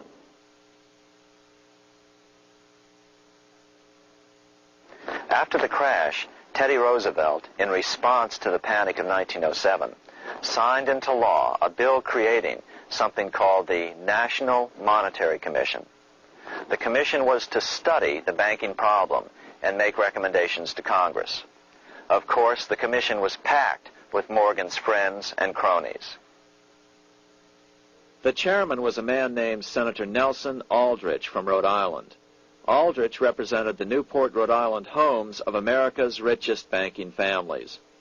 His daughter married John D. Rockefeller, Jr., and together they had 5 sons: John, Nelson, who would become vice president in 1974, Lawrence, Winthrop, and David, the head of the Council on Foreign Relations and former chairman of Chase Manhattan Bank. As soon as the National Monetary Commission was set up, Senator Aldrich immediately embarked on a 2-year tour of Europe, where he consulted at length with the private central bankers in England, France, and Germany. The total cost of his trip alone to the taxpayers was $300,000, an astronomical sum in those days. Shortly after his return, on the evening of November 22, 1910, some of the wealthiest and most powerful men in America boarded Senator Aldrich's private rail car and in the strictest secrecy journeyed to this place, Jekyll Island, off the coast of Georgia. With the group came Paul Warburg. Warburg had been given a $500,000 per year salary to lobby for the passage of a privately owned central bank in America by the investment firm Kuhn, Loeb & Company. Warburg's partner in this firm was a man named Jacob Schiff, the grandson of the man who shared the Green Shield house with the Rothschild family in Frankfurt. Schiff, as we'll find out later, was in the process of spending $20 million to finance the overthrow of the Tsar in Russia. These 3 European banking families, the Rothschilds, the Warburgs, and the Schiffs, were interconnected by marriage down through the years, just as their American banking counterparts, the Morgans, Rockefellers, and Aldriches were. Secrecy was so tight that all 7 primary participants were cautioned to use only first names to prevent servants from learning their identities. Years later, one participant, Frank Vanderlip, president of National City Bank of New York and a representative of the Rockefeller family, confirmed the Jekyll Island trip in a February 9, 1935 edition of the Saturday Evening Post. I was as secretive, indeed as furtive as any conspirator. Discovery we knew simply must not happen, or else all our time and effort would be wasted. If it were to be exposed that our particular group had got together and written a banking bill, that bill would have no chance whatever of passage by Congress. The participants came here to figure out how to solve their major problem, how to bring back a privately owned central bank. But there were other problems that needed to be addressed as well. First of all, the market share of the big national banks was shrinking fast. In the first 10 years of the century, the number of U.S. banks had more than doubled to over 20,000. By 1913, only 29% of all banks were national banks, and they held only 57% of all deposits. as Senator Aldrich later admitted in a magazine article. Before passage of this act, the New York bankers could only dominate the reserves of New York. Now, we are able to dominate the bank reserves of the entire country. Therefore, something had to be done to bring these new banks under their control. As John D. Rockefeller put it, quote, "Competition is sin," close quote. Secondly, the nation's economy was so strong that corporations were starting to finance their expansions out of profits instead of taking out huge loans from large banks. In the first 10 years of the new century, 70% of corporate funding came from profits. In other words, American industry was becoming independent of the money changers, and that trend had to be stopped. All the participants knew that these problems could be hammered out into a workable solution, but perhaps their biggest problem was a public relations problem, the name of the new bank. That discussion took place right here in this room, one of the many conference rooms in this sprawling hotel, today known as the Jekyll Island Club Hotel. Aldrich believed that the word bank should not even appear in the name. Warburg wanted to call the legislation the National Reserve Bill or the Federal Reserve Bill. The idea here was to give the impression that the purpose of the new central bank was to stop bank runs, but also to conceal its monopoly character. However, it was Aldrich, the egotistical politician, who insisted it be called the Aldrich Bill. After 9 days at Jekyll Island, the group dispersed. The new central bank would be very similar to the old Bank of the United States. It would be given a monopoly over U.S. currency and create that money out of nothing.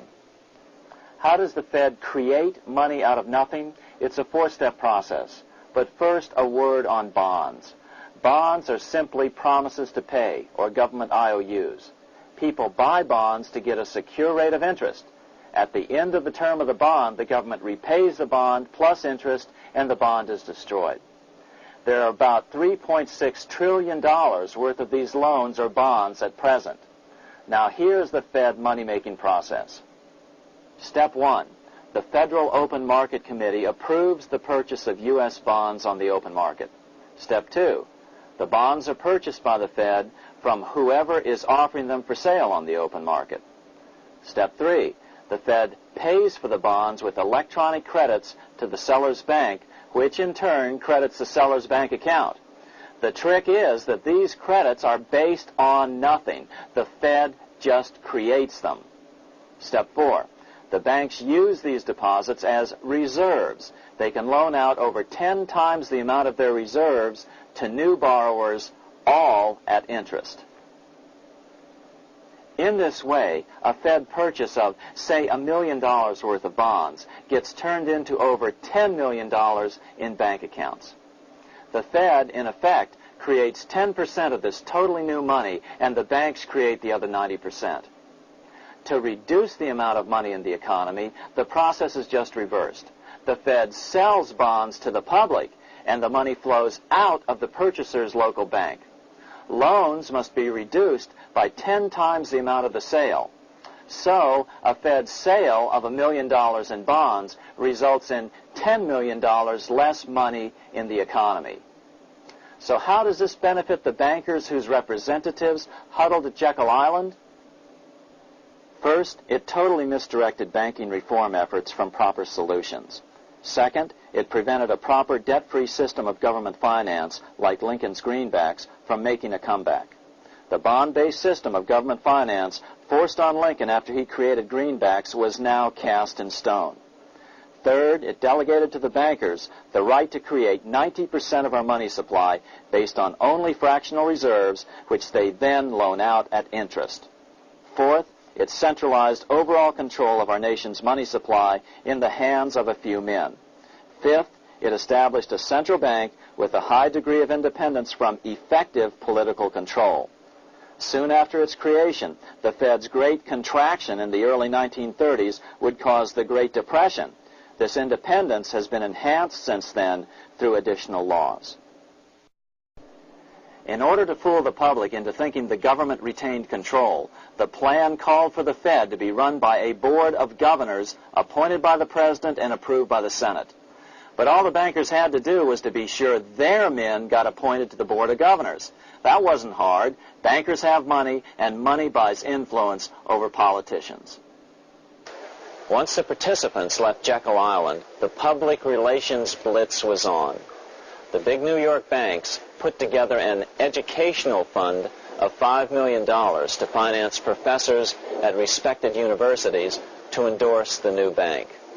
Woodrow Wilson at Princeton was one of the first to jump on the bandwagon. But the bankers' subterfuge didn't work.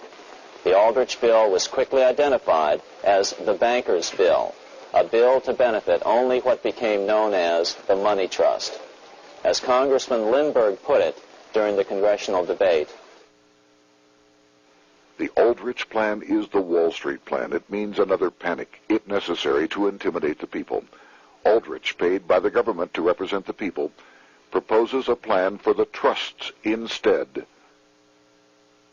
Seeing they didn't have the votes to win in Congress, the Republican leadership never brought the Aldrich Bill to a vote.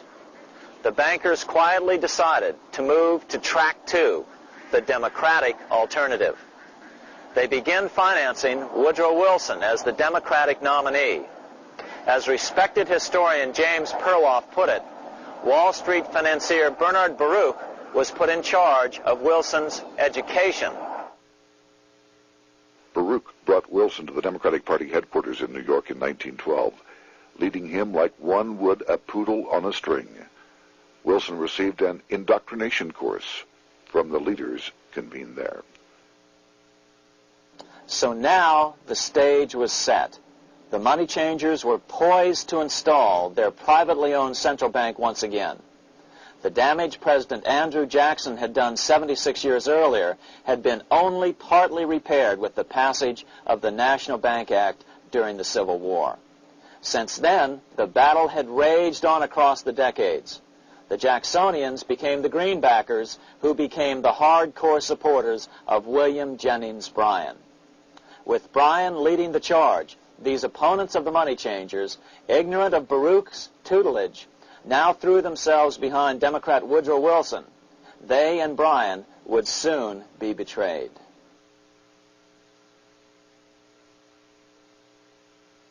During the presidential campaign, the Democrats were careful to pretend to oppose the Aldrich Bill. As Representative Lewis McFadden, himself a Democrat, as well as chairman of the House Banking and Currency Committee, explained it 20 years after the fact. The Aldrich Bill was condemned in the platform. When Woodrow Wilson was nominated, the men who ruled the Democratic Party promised the people that if they were returned to power, there would be no central bank established here while they held the reins of government.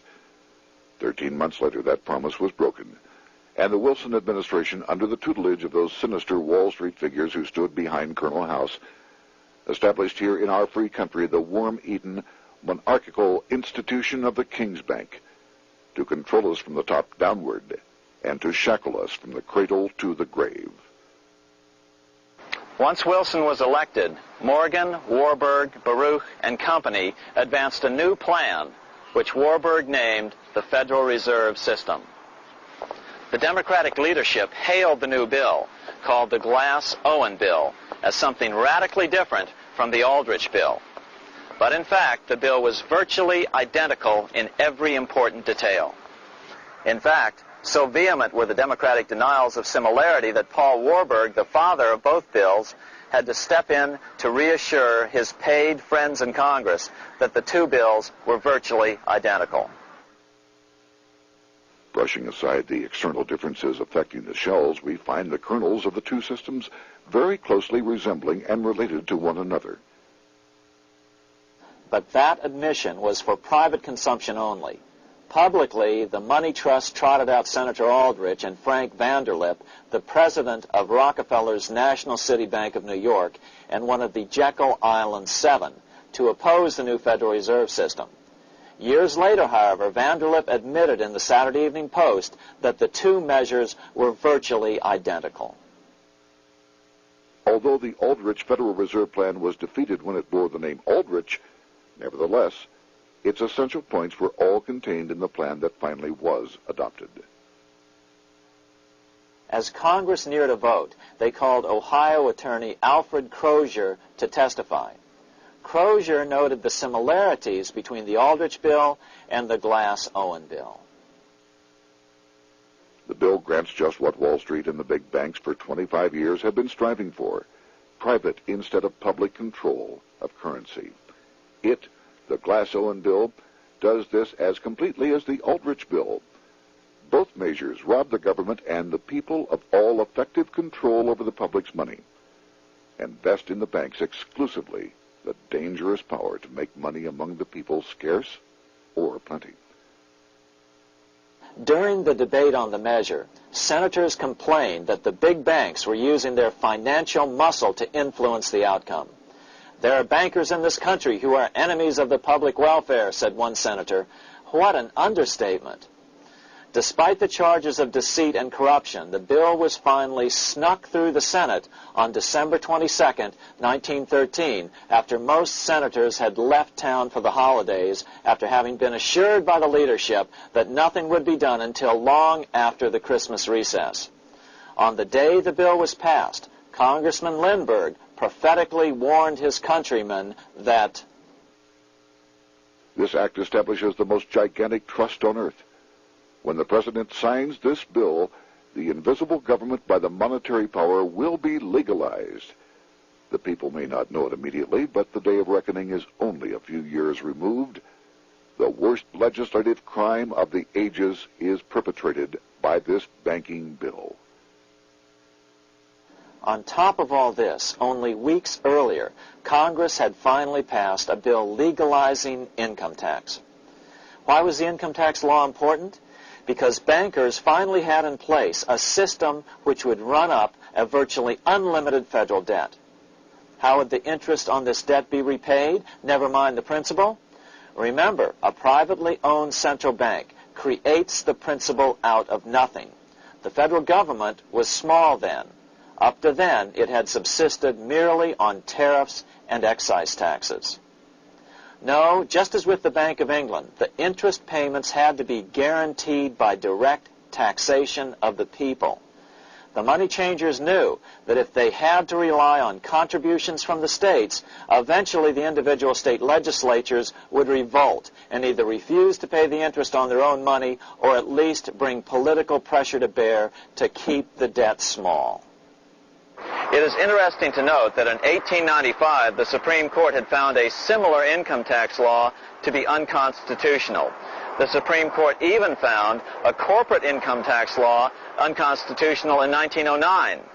As a result, Senator Aldrich hustled a bill for a constitutional amendment allowing income tax through the Congress. The proposed 16th Amendment to the Constitution was then sent to the state legislatures for approval.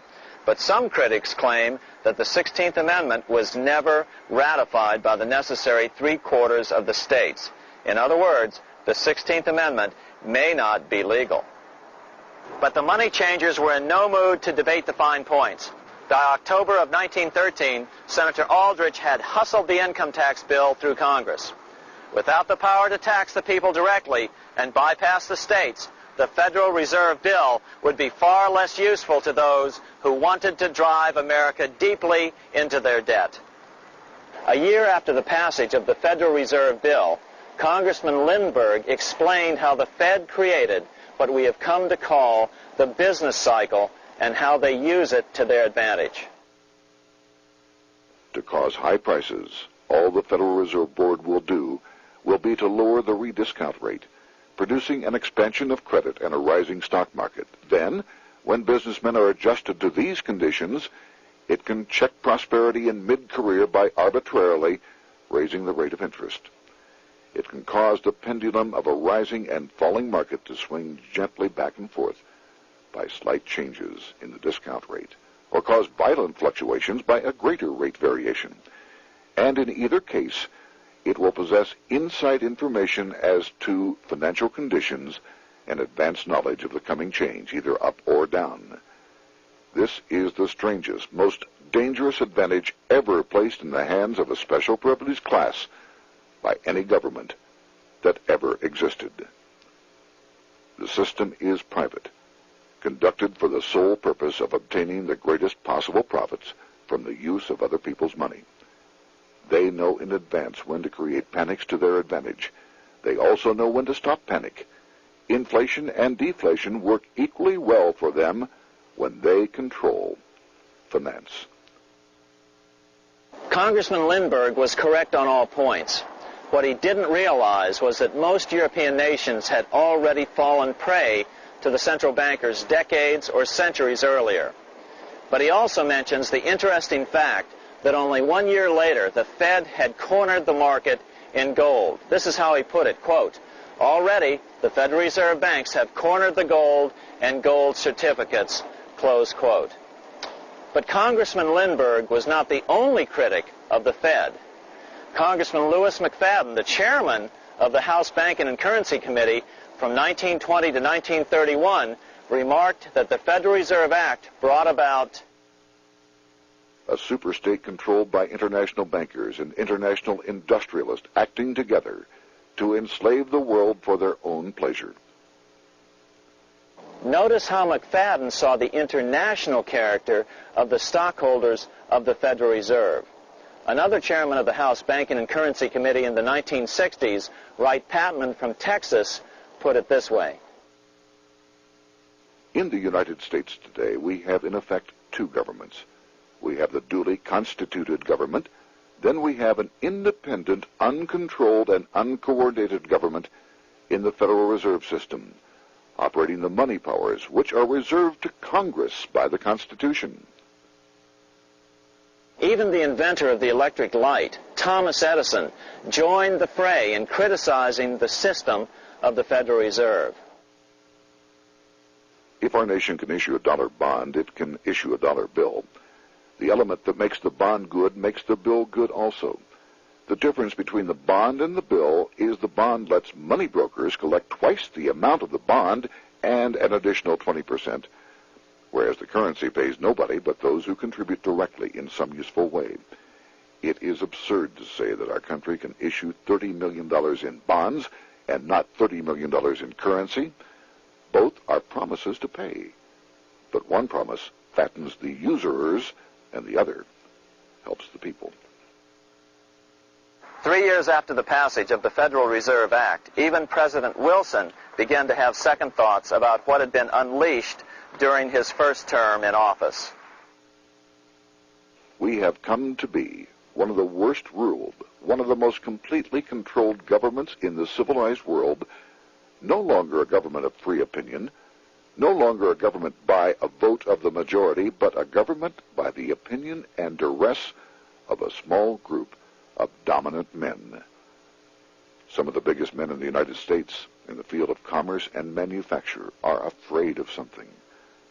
They know that there is a power somewhere so organized, so subtle, so watchful, so interlocked, so complete, so pervasive, that they had better not speak above their breath when they speak in condemnation of it.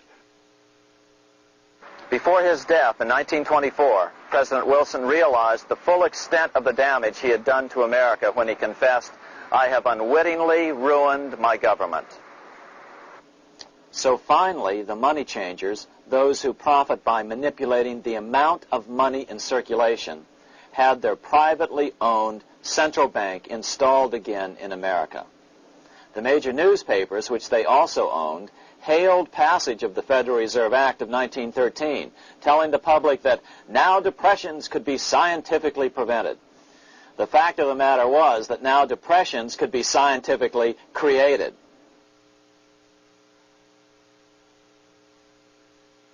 Power was now centralized to a tremendous extent. Now it was time for a war, a really big war. In fact, the First World War. Of course, to the central bankers, the political issues of war don't matter nearly as much as the profit potential, and nothing creates debts like warfare. England was the best example at that time. During the 119-year period between the founding of the Bank of England and Napoleon's defeat at Waterloo, England had been at war for 56 years, and much of the remaining time she'd been preparing for war. In World War I, the German Rothschilds loaned money to the Germans, the British Rothschilds loaned money to the British, and the French Rothschilds loaned money to the French. In America, J.P. Morgan was the sales agent for war materials to both the British and the French. In fact, 6 months into the war, Morgan became the largest consumer on earth, spending $10 million a day. His offices here at 23 Wall Street were mobbed by brokers and salesmen trying to cut a deal. In fact, it got so bad that the bank had to post guards at every door and at the partners' homes as well. Many other New York bankers made out as well from the war. President Wilson appointed Bernard Baruch to head the War Industries Board. According to historian James Perloff, both Baruch and the Rockefellers profited by some $200 million during the war. But profits were not the only motive. There was also revenge. The money changers never forgave the czars for their support of Lincoln during the Civil War. Also, Russia was the last major European nation to refuse to give in to the privately owned central bank scheme. 3 years after World War I broke out, the Russian Revolution toppled the Tsar and installed the scourge of communism. Jacob Schiff of Kuhn Loeb and Company bragged from his deathbed that he had spent $20 million towards the defeat of the Tsar. Money was funneled from England to support the revolution as well. Why would some of the richest men in the world financially back communism, the system that was openly vowing to destroy the so-called capitalism that made them wealthy? Researcher Gary Allen explained it this way. If one understands that socialism is not a share the wealth program, but is, in reality, a method to consolidate and control the wealth, then the seeming paradox of super-rich men promoting socialism becomes no paradox at all. Instead, it becomes logical, even the perfect tool of power-seeking megalomaniacs. Communism, or more accurately socialism, is not a movement of the downtrodden masses, but of the economic elite. As W. Cleon Skousen put it in his 1970 book, The Naked Capitalist, power from any source tends to create an appetite for additional power. It was almost inevitable that the super-rich would one day aspire to control not only their own wealth, but the wealth of the whole world. To achieve this, they were perfectly willing to feed the ambitions of the power-hungry political conspirators who were committed to the overthrow of all existing governments and the establishments of a central worldwide dictatorship. but what if these revolutionaries get out of control and try to seize power from the super-rich? After all, it was Mao Zedong who in 1938 stated his position concerning power. Political power grows out of the barrel of a gun. The Wall Street, London axis elected to take the risk. The master planners attempted to control revolutionary communist groups by feeding them vast quantities of money when they obeyed and contracting their money supply or even financing their opposition if they got out of control. Lenin began to understand that although he was the absolute dictator of the new Soviet Union, he was not pulling the financial strings. Someone else was silently in control. The state does not function as we desired. The car does not obey. A man is at the wheel and seems to lead it, but the car does not drive in the desired direction. It moves as another force wishes.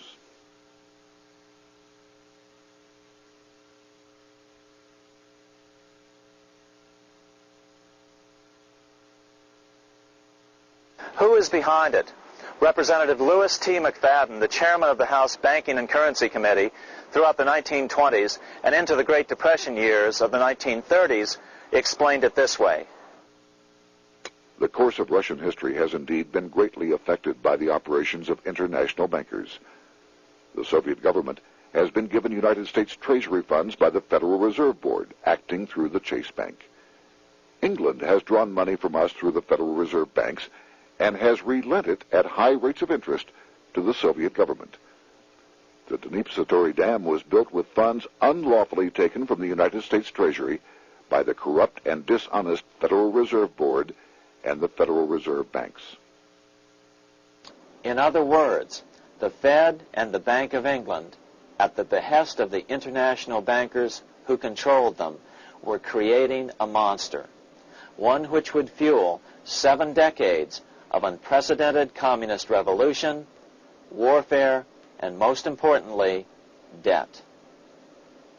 In case you think there's some chance that the money changers got communism going and then lost control, in 1992, the Washington Times reported that Russian President Boris Yeltsin was upset that most of the incoming foreign aid was being siphoned off, quote, straight back into the coffers of Western banks in debt service, close quote. No one in his right mind would claim that a war as large as World War I had a single cause. Wars are complex things with many causative factors. But on the other hand, it would also be equally foolish to ignore as a prime cause of World War I those who would profit the most from the war. The role of the money changers is no wild conspiracy theory. They had a motive, a short-ranged, self-serving motive, as well as a long-range political motive of advancing totalitarian governments, with the money changers maintaining the financial clout to control whatever politician might emerge as the leader. Next, we'll see what the money changers' ultimate political goal is for the world.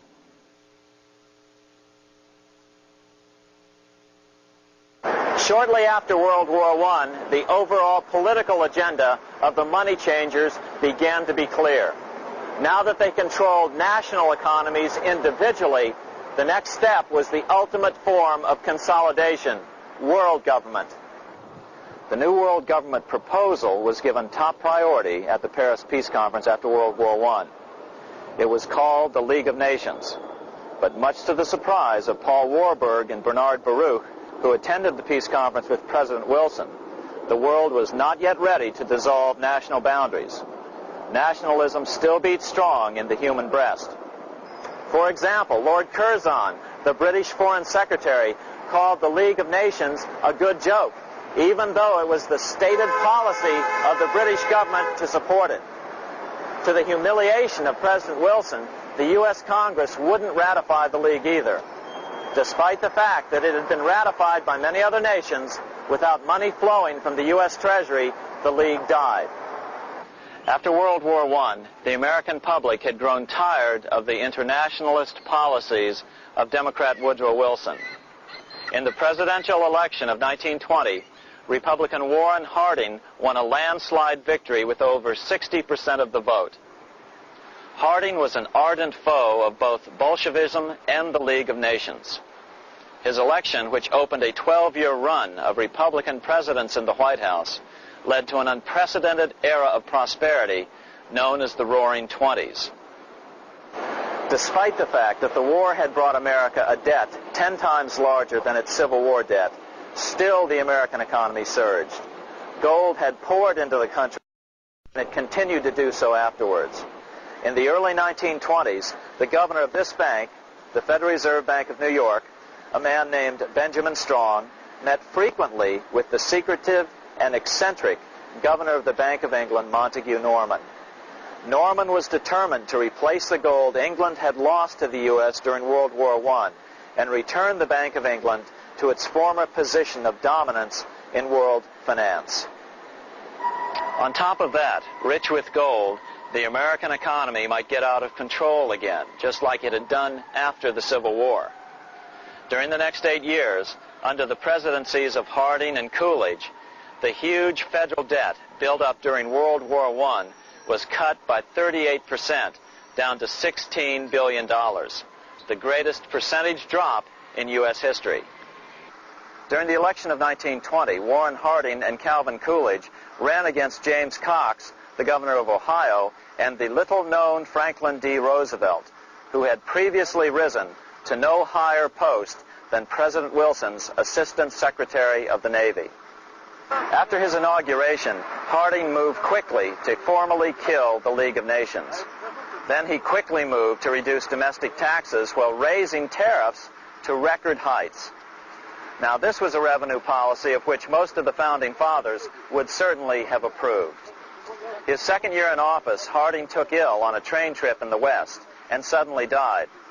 Although no autopsy was performed, the cause was said to be either pneumonia or food poisoning. When Coolidge took over, he continued Harding's domestic economic policy of high tariffs on imports while cutting income taxes. As a result, the economy grew at such a rate that net revenue still increased. Now that had to be stopped. So just as they'd done so frequently before, the money changers decided it was time to crash the American economy. The Federal Reserve began flooding the country with money. They increased the money supply by 62% during these years. Money was plentiful. This is why it was known as the Roaring Twenties. Before his death in 1919, former President Teddy Roosevelt warned the American people what was going on. As reported in the March 27, 1922 edition of the New York Times, Roosevelt said, "These international bankers and Rockefeller Standard Oil interests control the majority of newspapers and the columns of these papers to club into submission or drive out of public office officials who refuse to do the bidding of the powerful, corrupt cliques which compose the invisible government." Just one day before, in the New York Times, the mayor of New York, John Hylan, quoted Roosevelt and blasted those he saw as taking control of America, its political machinery, and its press. The warning of Theodore Roosevelt has much timeliness today, for the real menace of our republic is this invisible government which, like a giant octopus, sprawls its slimy length over city, state, and nation. It seizes in its long and powerful tentacles our executive officers, our legislative bodies, our schools, our courts, our newspapers, and every agency created for the public protection. To depart from mere generalizations, let me say that at the head of this octopus are the Rockefeller Standard Oil interest and a small group of powerful banking houses generally referred to as the international bankers.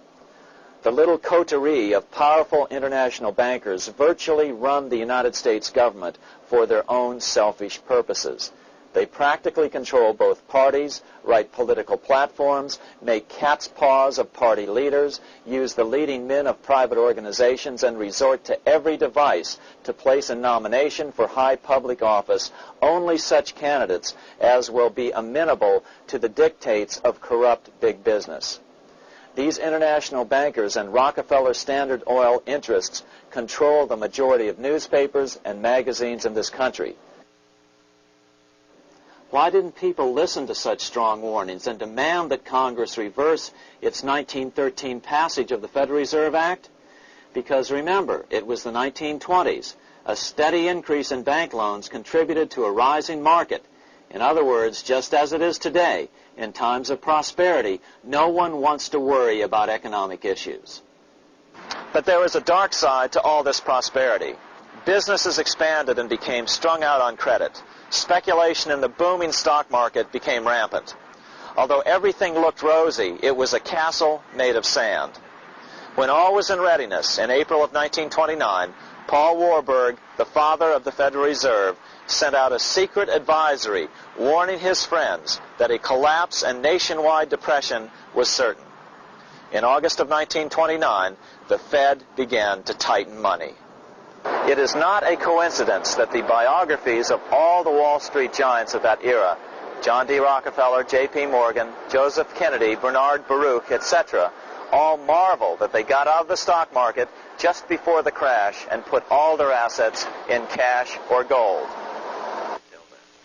In 1970, I was assigned to L.G. Hanscom Field near Boston, Massachusetts, in Bedford. And one of the older civilian mechanics that was working for me as an aircraft inspector, his name was Ed Kerrigan. And Ed had grown up in that area, and he and his father had gone to the same church with Joe Kennedy. And Ed related to me in 1971 that he remembered a knock at the door. He went over and opened the door, and it was Joe Kennedy. So he ushered Joe Kennedy into his house, and he and his father talked, and Ed sat between the two of them. This was in 1929, the summer of 1929, and Joe Kennedy told Ed's father, "Sell all of your stock now, don't ask any questions." That was the quote from Joe Kennedy. And Ed related that to me, and he said it was still crystal clear in his mind, and it really struck him. Why would Joe say this? So Joe left. His father asked no questions. He went out and sold all of the stock in the summer of 1929, and we all know what happened that October. On October 24th, 1929, the big New York bankers called in their 24-hour broker call loans. This meant that both stockbrokers and customers had to dump their stocks on the market to cover their loans, no matter what price they had to sell them for. As a result, the market tumbled, and that day was known as Black Thursday. According to John Kenneth Galbraith, writing in The Great Crash, 1929, at the height of the selling frenzy, Bernard Baruch brought Winston Churchill into the visitors' gallery of the New York Stock Exchange here to witness the panic and impress him with his power over the wild events down on the floor. Congressman Louis McFadden, chairman of the House Committee on Banking and Currency from 1920 to 1931, knew who to blame. He accused the Fed and the international bankers of orchestrating the crash. It was not accidental. It was a carefully contrived occurrence. The international bankers sought to bring about a condition of despair here so that they might emerge as rulers of us all. But McFadden went even farther. He openly accused them of causing the crash in order to steal America's gold. In February 1931, in the midst of the Depression, he put it this way. I think it can hardly be disputed that the statesmen and financiers of Europe are ready to take almost any means to reacquire rapidly the gold stock which Europe lost to America as the result of World War I. Curtis Dahl, a broker for Lehman Brothers, was on the floor of the New York Stock Exchange the day of the crash. In his 1970 book, FDR, My Exploited Father-in-Law, he explained that the crash was triggered by the planned sudden shortage of call money in the New York money market. Actually, it was the calculated shearing of the public by the world money powers triggered by the planned sudden shortage of call money in the New York money market.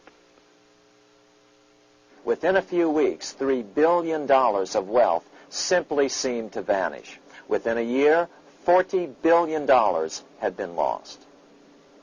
But did it really disappear?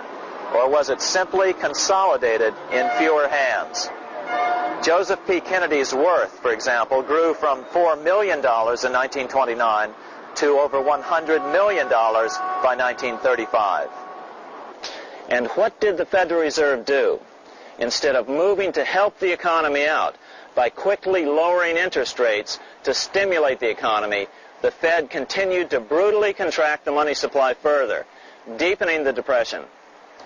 Between 1929 and 1933, the Fed reduced the money supply by an additional 33%. Although most Americans have never heard that the Fed was the cause of the Depression, this is well known among top economists. Milton Friedman, the Nobel Prize-winning economist now of Stanford University, said the same thing in a National Public Radio interview in January of 1996.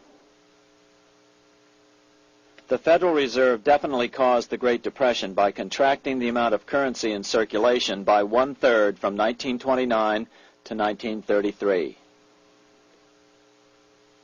But the money lost by most Americans during the Depression didn't just vanish. It was just redistributed into the hands of those who had gotten out just before the crash and had purchased gold, which is always a safe place to put your money just before a depression. But America's money also went overseas. Incredibly, as President Hoover was heroically trying to rescue banks and prop up businesses, with millions of Americans starving as the Great Depression deepened, millions of dollars were being spent rebuilding Germany from damage sustained during World War I. 8 years before Hitler would invade Poland, Representative Louis McFadden, chairman of the House Banking and Currency Committee, warned Congress that Americans were paying for Hitler's rise to power. After World War I, Germany fell into the hands of the German international bankers. Those bankers bought her, and they now own her lock, stock, and barrel. They have purchased her industries, they have mortgages on her soil, they control her production, they control all her public utilities. The international German bankers have subsidized the present government of Germany, and they have also supplied every dollar of the money Adolf Hitler has used in his lavish campaign to build up a threat to the government of Brüning. When Brüning fails to obey the orders of the German international bankers, Hitler is brought forth to scare the Germans into submission. Through the Federal Reserve Board, over $30 billion of American money has been pumped into Germany. You have all heard of the spending that's taken place in Germany. Modernistic dwellings, her great planetariums, her gymnasiums, her swimming pools, her fine public highways, her perfect factories. All this was done on our money. All this was given to Germany through the Federal Reserve Board. The Federal Reserve Board has pumped so many billions of dollars into Germany that they dare not name the total. In his last year in office, Hoover desperately put forward a plan to bail out the failing banks. But he needed support from the Democratic Congress, and that was not to be had.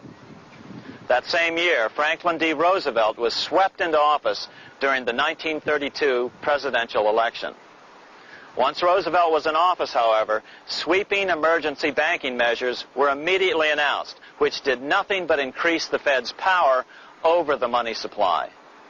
Then, and only then, did the Fed finally begin to loosen the purse strings and feed new money out to the starving American people.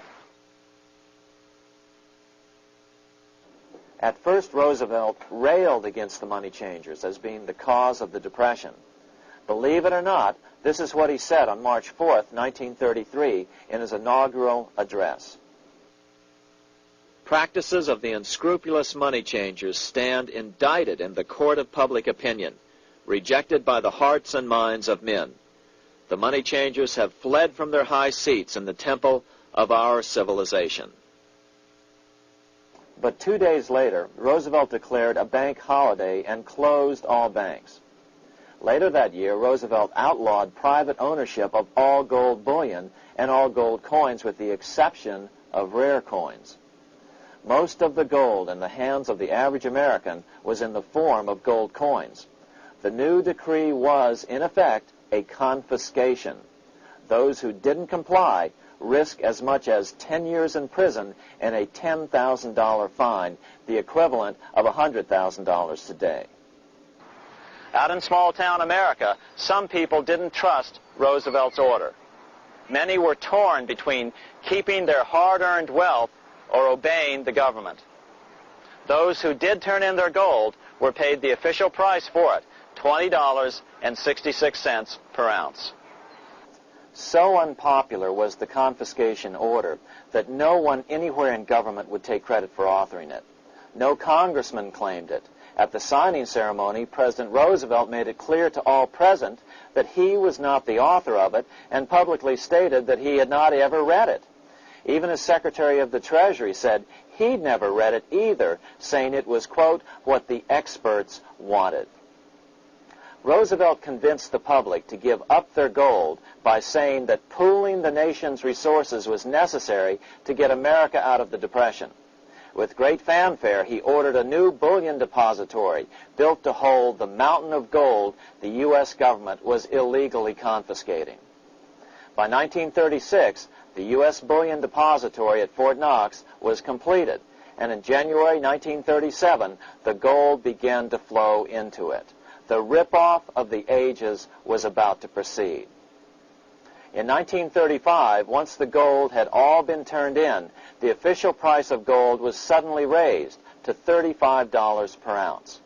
But the catch was, only foreigners could sell their gold at the new higher price. The money changers who had heeded Warburg's note and gotten out of the stock market just before the crash and bought gold at $20.66 per ounce, then shipped it to London, could now bring it back and sell it back to the government, nearly doubling their money while the average American starved. The Fort Knox Bullion Depository sits here in the middle of the Fort Knox Military Reservation, 30 miles southwest of Louisville, Kentucky.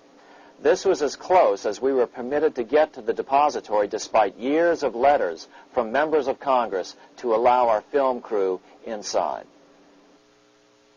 The 4-acre grounds immediately surrounding the building are guarded by an electrified steel fence, an open moat, and 4 machine-gun-armed guard pillboxes at the structure's corners. When the gold began arriving on January 13, 1937, there was unprecedented security. Thousands of official guests watched the arrival of a 9-car train from Philadelphia, guarded by armed soldiers, postal inspectors, Secret Servicemen, and guards from the U.S. Mint. It was all great theater.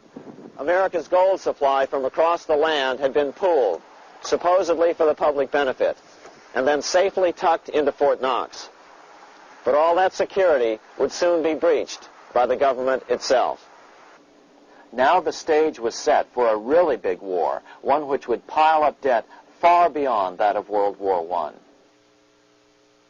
For example, in 1944 alone, the U.S. national income was only $183 billion, yet $103 billion was spent on the war. This was 30 times the spending rate during World War I. In fact, the American taxpayer picked up 55% of the total Allied cost of the war. But equally important, virtually every nation involved in World War II greatly multiplied their debt. In the U.S., for example, federal debt went from $43 billion in 1940 up to $257 billion in 1950, an increase of 598%. Between 1940 and 1950, Japanese debt swelled 1,348%. French debt grew 583%, and Canadian debt soared 417%. After the war, the world was now divided into 2 economic camps: communist command economies on the one hand versus monopoly capitalists on the other, set to fight it out in one perpetual and highly profitable arms race. It was finally time for the central bankers to embark in earnest on their 3-step plan to centralize the economic systems of the entire world and finally bring about their global government or New World Order. The phases of this plan were: Step 1, central bank domination of national economies worldwide. Step 2, centralize regional economies through organizations such as the European Monetary Union and regional trade unions such as NAFTA. Step 3, centralize the world economy through a world central bank, a world money, and ending national independence through abolition of all tariffs by treaties like GATT. Step 1 was completed long ago. Steps 2 and 3 are far advanced, nearing completion. What about gold? Among central banks, the largest holder of gold is now the IMF. It and central banks now control 2/3 of the world's gold supply, giving them the ability to manipulate the gold market. Remember the money changer's golden rule: he who has the gold makes the rules. But before we get into solutions to our problem, let's take a look at what happened to all that gold in Fort Knox. Because if we don't understand that the gold has been stolen, then when the crash comes, we'll allow ourselves to be stampeded into the wrong solution: a gold-backed currency. Most Americans still believe that the gold is still here at Fort Knox. At the end of World War II, Fort Knox contained over 700 million ounces of gold, an incredible 70% of all the gold in the world. How much remains? No one knows, despite the fact that federal law requires an annual physical audit of Fort Knox gold. The Treasury has consistently refused to conduct one. The truth is that a reliable audit of whatever remains here has not been conducted since President Eisenhower ordered one in 1953. Where did America's gold in Fort Knox go? Over the years, it was sold off to European money changers at the $35 per ounce price. Remember, this was during a time when it was illegal for Americans to buy any of their own gold from Fort Knox. In fact, there was a very infamous case where the Firestone family set up a string of dummy corporations to purchase Fort Knox gold and keep it in Switzerland, never hitting U.S. shores. They were eventually caught, however, and successfully prosecuted. Finally, by 1971, all the pure gold had been secretly removed from Fort Knox, drained back to London. Once the gold was gone from Fort Knox, President Nixon closed the gold window by repealing Roosevelt's Gold Reserve Act of 1934, finally making it legal once again for Americans to buy gold. Naturally, gold prices immediately began to soar. 9 years later, gold sold for $880 per ounce, 25 times what the gold in Fort Knox was sold for. One would think that eventually someone in the government would get wind of what was happening and blow the whistle. The largest fortune in the history of the world stolen. Shades of the old James Bond film, Goldfinger. Well, as a matter of fact, Ian Fleming, the author of the James Bond series, was head of the British counterintelligence service, MI5. Some believe in the intelligence community that he wrote much of his fiction as a warning, as many authors of fiction do. If the removal of all the good delivery gold from Fort Knox can be viewed as a deliberate raid on the U.S. Treasury, then such an operation might well have been years in the making, namely 40 years. Certainly enough time for Fleming to get wind of it and try to prevent it. So just how did the story of the Fort Knox gold robbery get out? It all started with an article in a New York periodical in 1974. The article charged that the Rockefeller family was manipulating the Federal Reserve to sell off Fort Knox gold at bargain basement prices to anonymous European speculators. 3 days later, the anonymous source of the story, Louise Auchincloss Boyer, mysteriously fell to her death from the window of her 10th floor apartment in New York. How would Mrs. Boyer have known of the Rockefeller connection to the Fort Knox gold heist? She was the longtime secretary of Nelson Rockefeller. For the next 14 years, this man, Ed Durrell, a wealthy Ohio industrialist, devoted himself to a quest for the truth concerning the Fort Knox gold. He wrote thousands of letters to over 1,000 government and banking officials, trying to find out how much gold was really left and where the rest of it had gone. Edith Roosevelt, the granddaughter of President Teddy Roosevelt, questioned the actions of the government in a March 1975 edition of the New Hampshire Sunday News. Allegations of missing gold from our Fort Knox vaults are being widely discussed in European financial circles. But what is puzzling is that the administration is not hastening to demonstrate conclusively that there is no cause for concern over our gold treasure, if indeed it is in a position to do so.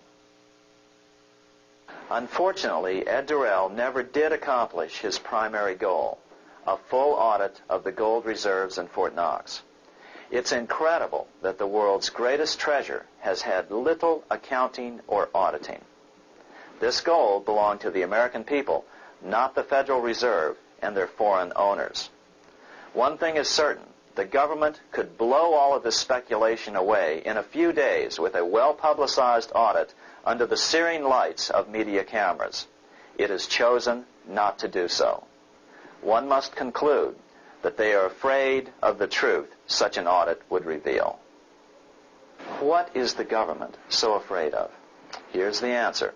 When President Ronald Reagan took office in 1981, his conservative friends urged him to study the feasibility of returning to a gold standard as the only way to curb government spending. It sounded like a reasonable alternative, so President Reagan appointed a group of men called the Gold Commission to study the situation and report back to Congress. What Reagan's Gold Commission reported back to Congress in 1982 was the following shocking revelation concerning gold. The U.S. Treasury owned no gold at all. all the gold that was left in Fort Knox was now owned by the Federal Reserve, a group of private bankers, as collateral against the national debt. The truth of the matter is that never before has so much money been stolen from the hands of the general public and put into the hands of a small group of private investors, the money changers.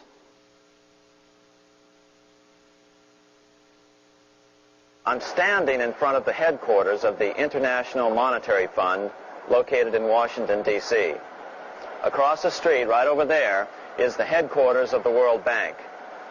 What are these organizations and who controls them? And most importantly, are they about to create a huge worldwide depression?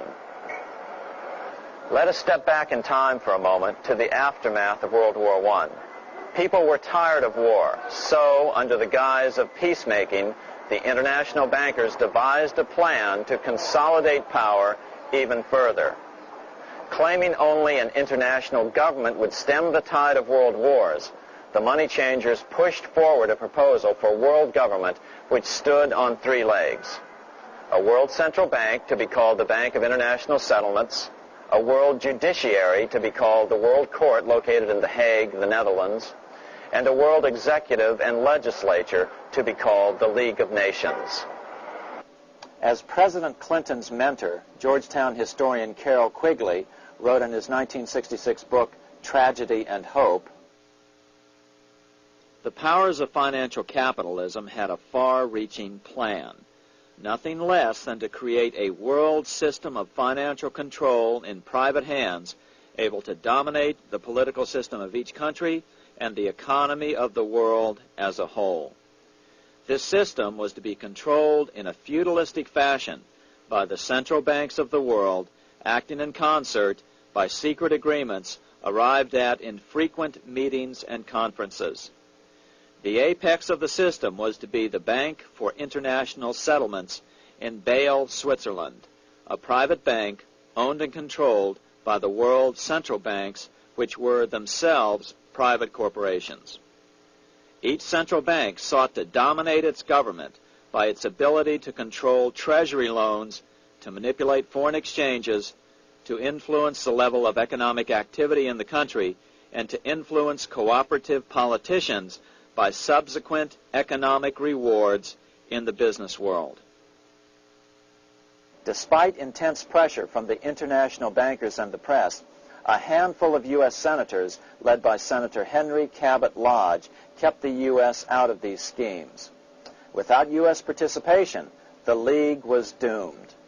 Incredibly, even though the U.S. rejected the World Central Bank, the BIS, the New York Federal Reserve ignored its government and arrogantly sent representatives to Switzerland to participate in the central bankers' meeting right up until 1994, when the U.S. was finally officially dragged into it.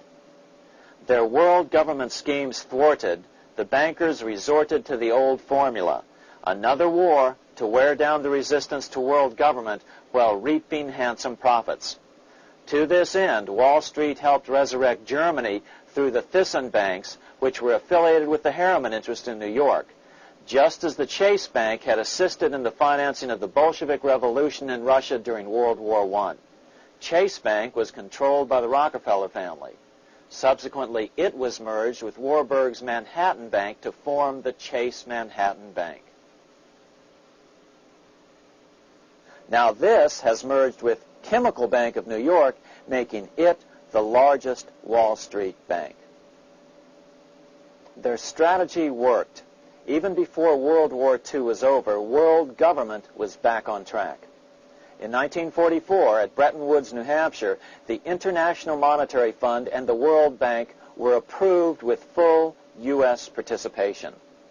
The Second League of Nations, renamed the United Nations, was approved in 1945. Soon, a new international court system was functioning as well. All effective opposition to these international bodies before the war had evaporated in the heat of war, just as planned. these new organizations simply repeated on a world scale what the National Banking Act of 1864 and the Federal Reserve Act of 1913 had established in the U.S. They created a banking cartel composed of the world's central banks, which gradually assumed the power to dictate credit policies to the banks of all the nations. For example, just as the Federal Reserve Act authorized the creation of a new national fiat currency called Federal Reserve Notes, the IMF has been given the authority to issue a world fiat money called Special Drawing Rights, or SDRs. To date, the IMF has created in excess of $30 billion worth of SDRs. Member nations are being pressured to make their currencies fully exchangeable for SDRs. In 1968, Congress approved laws authorizing the Fed to accept SDRs as reserves in the U.S. and to issue Federal Reserve notes in exchange for SDRs. What does that mean? It means that in the U.S., SDRs are already a part of our lawful money. And what about gold? SDRs are already partially backed by gold. And with 2/3 of world gold now in the hands of central banks, the money changers can go about structuring the world's economic future in whichever way they deem most profitable. Keep in mind, just as the Fed is controlled by its Board of Governors, the IMF is controlled by its Board of Governors, which are either the heads of the different central banks or the heads of the various national treasury departments dominated by their central banks. Voting power in the IMF gives the U.S. and the UK, that is to say the Fed and the Bank of England, effective control. Just as the Fed controls the amount of money in the U.S., the BIS, IMF, and World Bank control the money supply for the world. So we see the repetition of the old goldsmith's fraud replicated on the national scale with central banks like the Fed and on the international scale by the three arms of the world central bank. Is this organization of the BIS, the IMF, and the World Bank, which we refer to collectively as the World Central Bank, presently expanding and contracting world credit? Yes. Regulations put into effect in 1988 by the BIS required the world's bankers to raise their capital and reserves to 8% of liabilities by 1992. Increased capital requirements put an upper limit to the fractional reserve lending, similar to the way cash reserve requirements do. What has this seemingly insignificant regulation made in a Swiss city 8 years ago meant to the world? It means our banks cannot loan more and more money to buy more and more time before the next depression, as a maximum loan ratio is now set. It means those nations with the lowest bank reserves in their systems have already felt the terrible effects of this credit contraction as their banks scrambled to raise money to increase their reserves to 8%. To raise the money, they had to sell stocks, which depressed their stock markets and began the depression first in their countries. Japan, which in 1988 had among the lowest capital and reserve requirements and thus was the most affected by the regulation, has experienced a financial crash which began almost immediately in 1989, which has wiped out a staggering 50% of the value of its stock market since 1990 and 60% of the value of its commercial real estate. The Bank of Japan has lowered its interest rates to 0.5%, practically giving away money to resurrect the economy, but still the depression worsens. Due to the $20 billion U.S. bailout of Mexico, the financial collapse in that nation is already known here. Yet despite the bailout, the economy continues to be a disaster. One huge debt after another is rolled over as new loans are being made simply to enable Mexico to pay the interest on the old loans. In the south of Mexico, the poor have been in open revolt as every spare peso is being siphoned out of the country to make interest payments.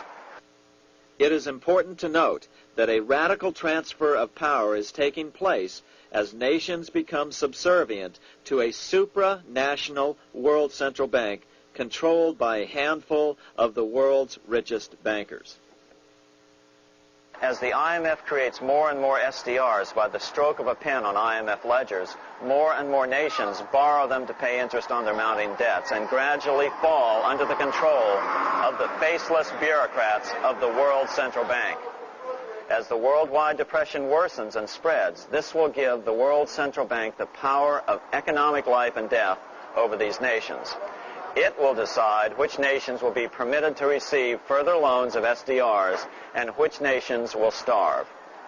Despite all the rhetoric about development and the alleviation of poverty, the result is a steady transfer of wealth from the debtor nations to the money changers' central banks which control the IMF and the World Bank.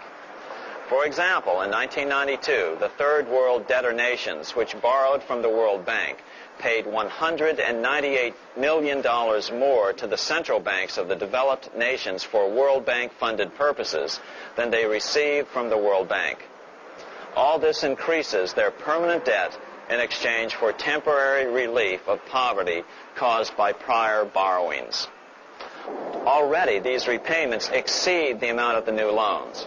By 1992, Africa's external debt had reached $290 billion, 2.5 times greater than in 1980, resulting in skyrocketing infant mortality rates and unemployment, deterioration of schools, housing, and the general health of the people. The entire world faces the immeasurable suffering already destroying the Third World and now Japan, all for the benefit of the money changers. As one prominent Brazilian politician put it, "The Third World War has already started. It is a silent war, not for that reason any less sinister. The war is tearing down Brazil, Latin America, and practically all the Third World. Instead of soldiers dying, there are children. It is a war over the Third World debt, one which has as its main weapon interest, a weapon more deadly than the atom bomb, more shattering than a laser beam."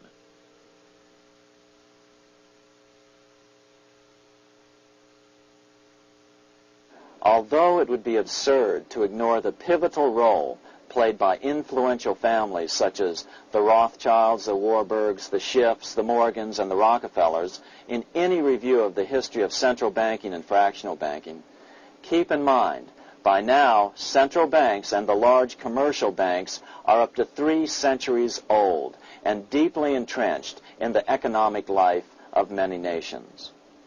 These banks are no longer dependent on clever individuals such as a Nathan Rothschild. Years ago, the question of ownership was important, but no longer.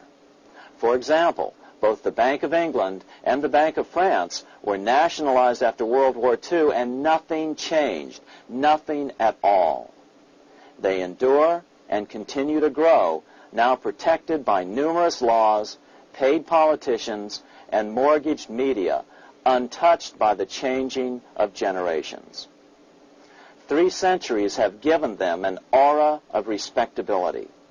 The old school tie is now worn by the 6th generation son, who's been raised in a system that he may never question as he is named to serve on the governing boards of countless philanthropic organizations. To focus attention today on individuals or families, or to attempt to sort out the current holders of power, serves little useful purpose and would be a distraction from the cure. The problem is far bigger than that. It is the corrupt banking system that was and is being used to consolidate vast wealth into fewer and fewer hands that is our current economic problem. Change the names of the main players now, and the problem will neither go away nor even miss a beat. Likewise, among the hordes of bureaucrats working in the World Bank, central banks, and international banks, only a tiny fraction have any idea of what's really going on. No doubt they'd be horrified to learn that their work is contributing to the terrible impoverishment and gradual enslavement of mankind to a few incredibly rich plutocrats. So really, there's no use in emphasizing the role of individuals anymore. And the problem even transcends the normal spectrum of political right and left.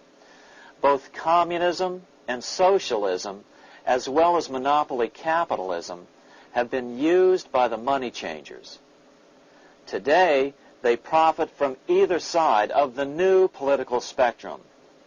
The big government, welfare state on the so-called left wing versus the neoconservative, laissez-faire capitalists who want big government totally out of their lives on the right wing. Either way, the bankers win. Monetary reform is the most important political issue facing this nation. That clarified, let's proceed to the conclusions in the spirit Lincoln declared, with malice towards none, with charity towards all. At the start of this video, we ask a number of troubling questions. Let's be sure we've answered them. What's going on in America today? Why are we over our heads in debt? Why can't the politicians bring debt under control? Why are we over our heads in debt? Because we're laboring under a debt money system that is designed and controlled by private bankers. Now, some will argue that the Federal Reserve System is a quasi-governmental agency. But the President appoints only 2 of the 7 members of the Federal Reserve Board of Governors every 4 years. And he appoints them to 14-year terms, far longer than his own. The Senate does confirm those appointments, but the whole truth is that the President wouldn't dare appoint anyone to that board of whom Wall Street does not approve. Of course, this does not preclude the possibility that some honorable men may be appointed to the Board of Governors. But the fact is that the Fed is specifically designed to operate independently of our government, as are nearly all other central banks. Some argue that the Fed promotes monetary stability. We saw the current head of the Bank of England, Eddie George, claim that this was the most important role of a central bank. In fact, the Fed's record of stabilizing the economy shows it to be a miserable failure in this regard. Within the first 25 years of its existence, the Fed caused 3 major economic downturns, including the Great Depression, and for the last 30 years has shepherded the American economy into a period of unprecedented inflation. Again, this is not some wild conspiracy theory. It's a well-known fact among top economists. As Nobel Prize-winning economist Milton Friedman put it, the stock of money, prices, and output was decidedly more unstable after the establishment of the Federal Reserve System than before.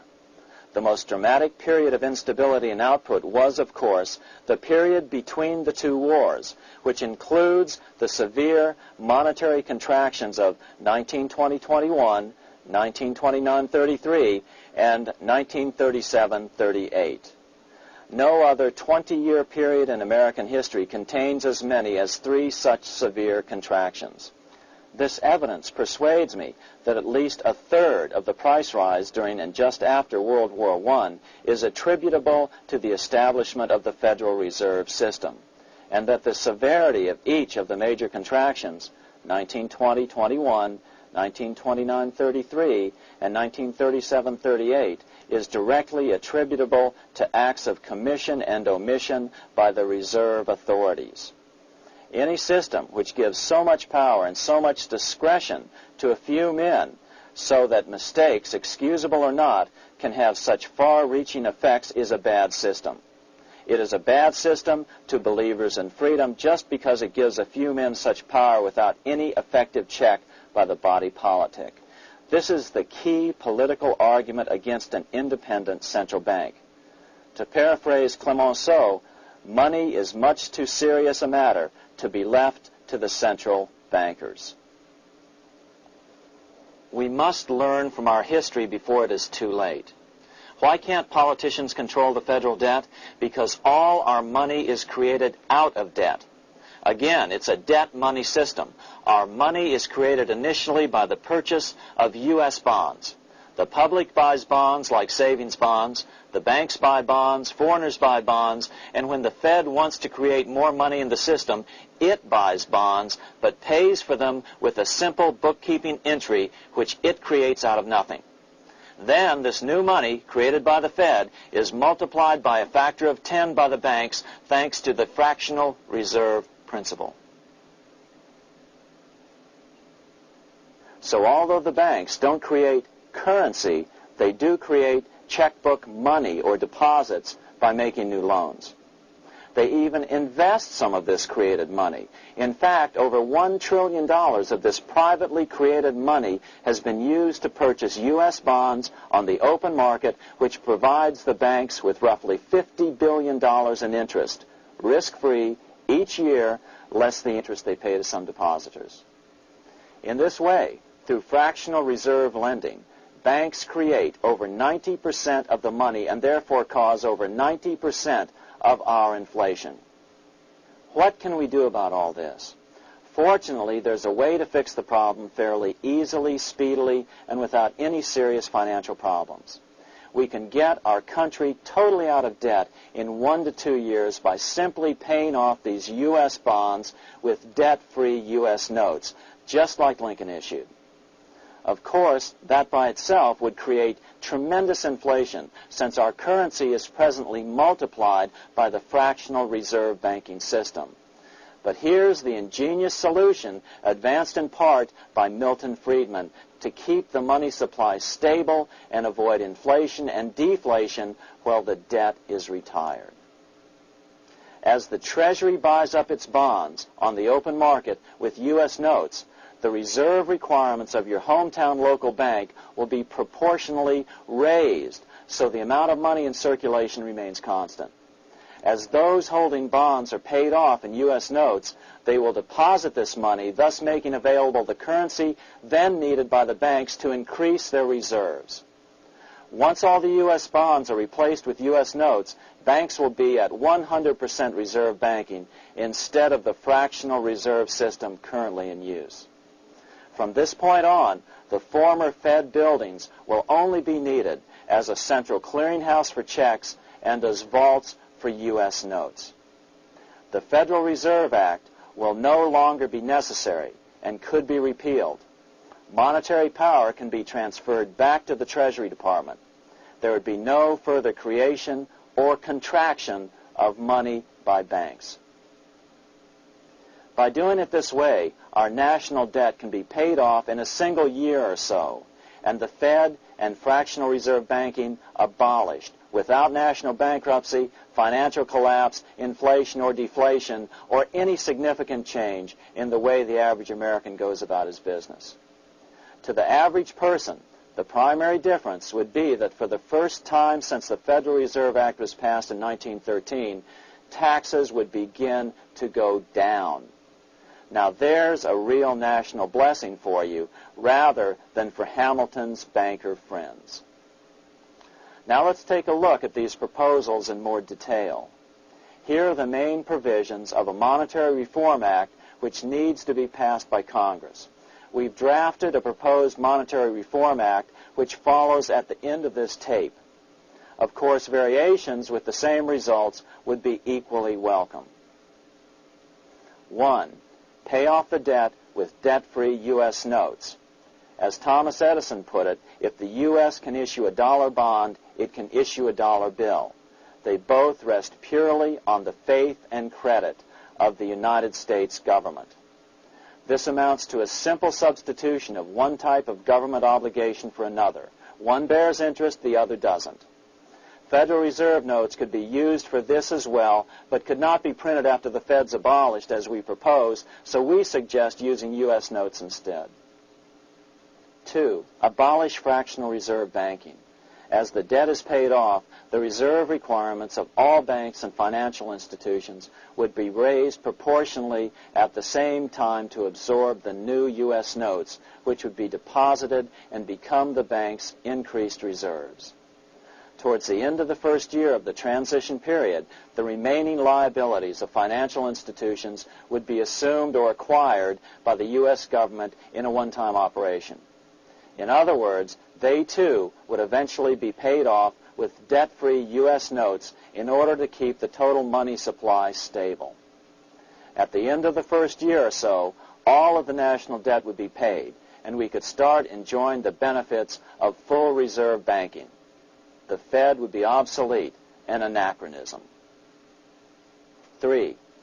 Repeal the Federal Reserve Act of 1913 and the National Banking Act of 1864. These acts delegate the money power to a private banking monopoly. They must be repealed, and the money power handed back to the Department of Treasury, where they were initially under President Abraham Lincoln. No banker or person in any way affiliated with financial institutions should be allowed to regulate banking. After the first two reforms, these acts would serve no useful purpose anyway, since they relate to a fractional reserve banking system. 4. Withdraw the U.S. from the IMF, the BIS, and the World Bank. These institutions, like the Federal Reserve, are designed to further centralize the power of the international bankers over the world's economy, and the U.S. must withdraw from them. Their harmless functions, such as currency exchange, can be accomplished either nationally or in new organizations limited to those functions. Such a monetary reform act would guarantee that the amount of money in circulation would stay very stable, causing neither inflation nor deflation. Remember, for the last 3 decades, the Fed has doubled the American money supply every 10 years. That fact and fractional reserve banking are the real causes of inflation and the reduction in our buying power, a hidden tax. These and other taxes are the real reasons both parents now have to work just to get by. The money supply should increase slowly to keep prices stable, roughly in proportion to population growth, about 3% per year, not at the whim of a group of bankers meeting in secret. In fact, all future decisions on how much money will be in the American economy must be made based on statistics of population growth and the price level index. The new monetary regulators and the Treasury Department, perhaps called the Monetary Committee, would have absolutely no discretion in this matter except in time of declared war. This would ensure a steady, stable money growth of roughly 3% per year, resulting in stable prices and no sharp changes in the money supply. To make certain the process is completely open and honest, all deliberations would be public, not secret, as meetings of the Fed's Board of Governors are today. How do we know this will work? Because these steps remove the 2 major causes of economic instability, the Fed and fractional reserve banking, and the newest one as well, the BIS, Bank of International Settlements. But most importantly, the danger of a severe depression would be eliminated. Let's listen to Milton Friedman on the single cause of severe economic depressions. I know of no severe depression in any country or any time that was not accompanied by a sharp decline in the stock of money, and equally of no sharp decline in the stock of money that was not accompanied by a severe depression. Issuing our own currency is not a radical solution. It's been advocated by Presidents Jefferson, Madison, Jackson, Van Buren, and Lincoln. But it's been used at different times throughout Europe as well. Perhaps the best example is one of the small islands off the coast of France in the English Channel. Called Guernsey, it's been using debt-free money issues to pay for large building projects for nearly 200 years.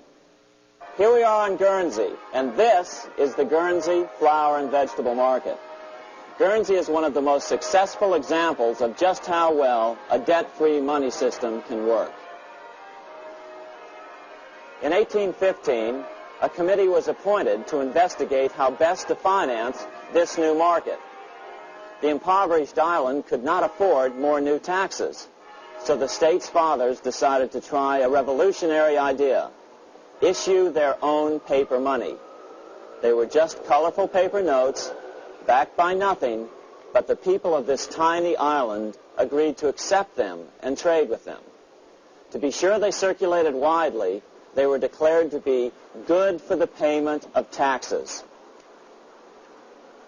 Of course, this idea was nothing new. It was exactly what America had done before the American Revolution, and there are many other examples throughout the world. But it was new to Guernsey, and it worked miracles. This market is still in use. And remember, it was built for no debt to the people of this island state. But what if we follow Guernsey's example? How would the bankers react to these reforms? Certainly the international bankers cartel will oppose reforms that do away with their control of the world's economies as they have in the past. But it is equally certain that Congress has the constitutional authority and responsibility to authorize the issuance of debt-free money, U.S. notes, and to reform the very banking laws it ill-advisedly enacted. Undoubtedly, the bankers will claim that issuing debt-free money will cause severe inflation or make other dire predictions. But remember, it is fractional reserve banking which is the real cause of over 90% of all inflation, not whether debt-free U.S. notes are used to pay for government deficits. In the current system, any spending excesses on the part of Congress are turned into more debt bonds, and the 10% purchased by the Fed are then multiplied many times over by the bankers, causing over 90% of all inflation. Our fractional reserve and debt-based banking system is the problem. We must ignore its inevitable resistance to reform and remain firm until the cure is complete.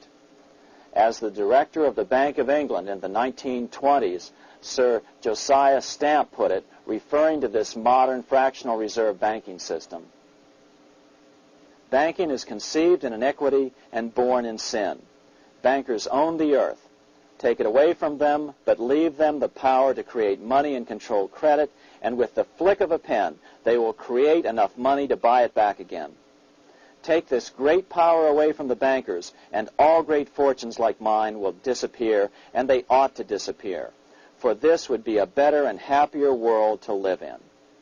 But if you want to continue the slaves of bankers and pay the cost of your own slavery, let them continue to create money and to control credit. Americans are slowly figuring this out. Today, over 3,200 cities and counties have endorsed the proposal of a nonprofit organization called Sovereignty. The Sovereignty movement calls for Congress to authorize the Secretary of the Treasury to issue $90 billion per year of U.S. notes, not Federal Reserve notes nor debt-based bonds, to loan money interest-free to cities, counties, and school districts for needed capital improvements. Remarkably, and to their praise, the Community Bankers Association of Illinois, representing 515 member banks, has endorsed this sovereignty proposal, a good step in the right direction.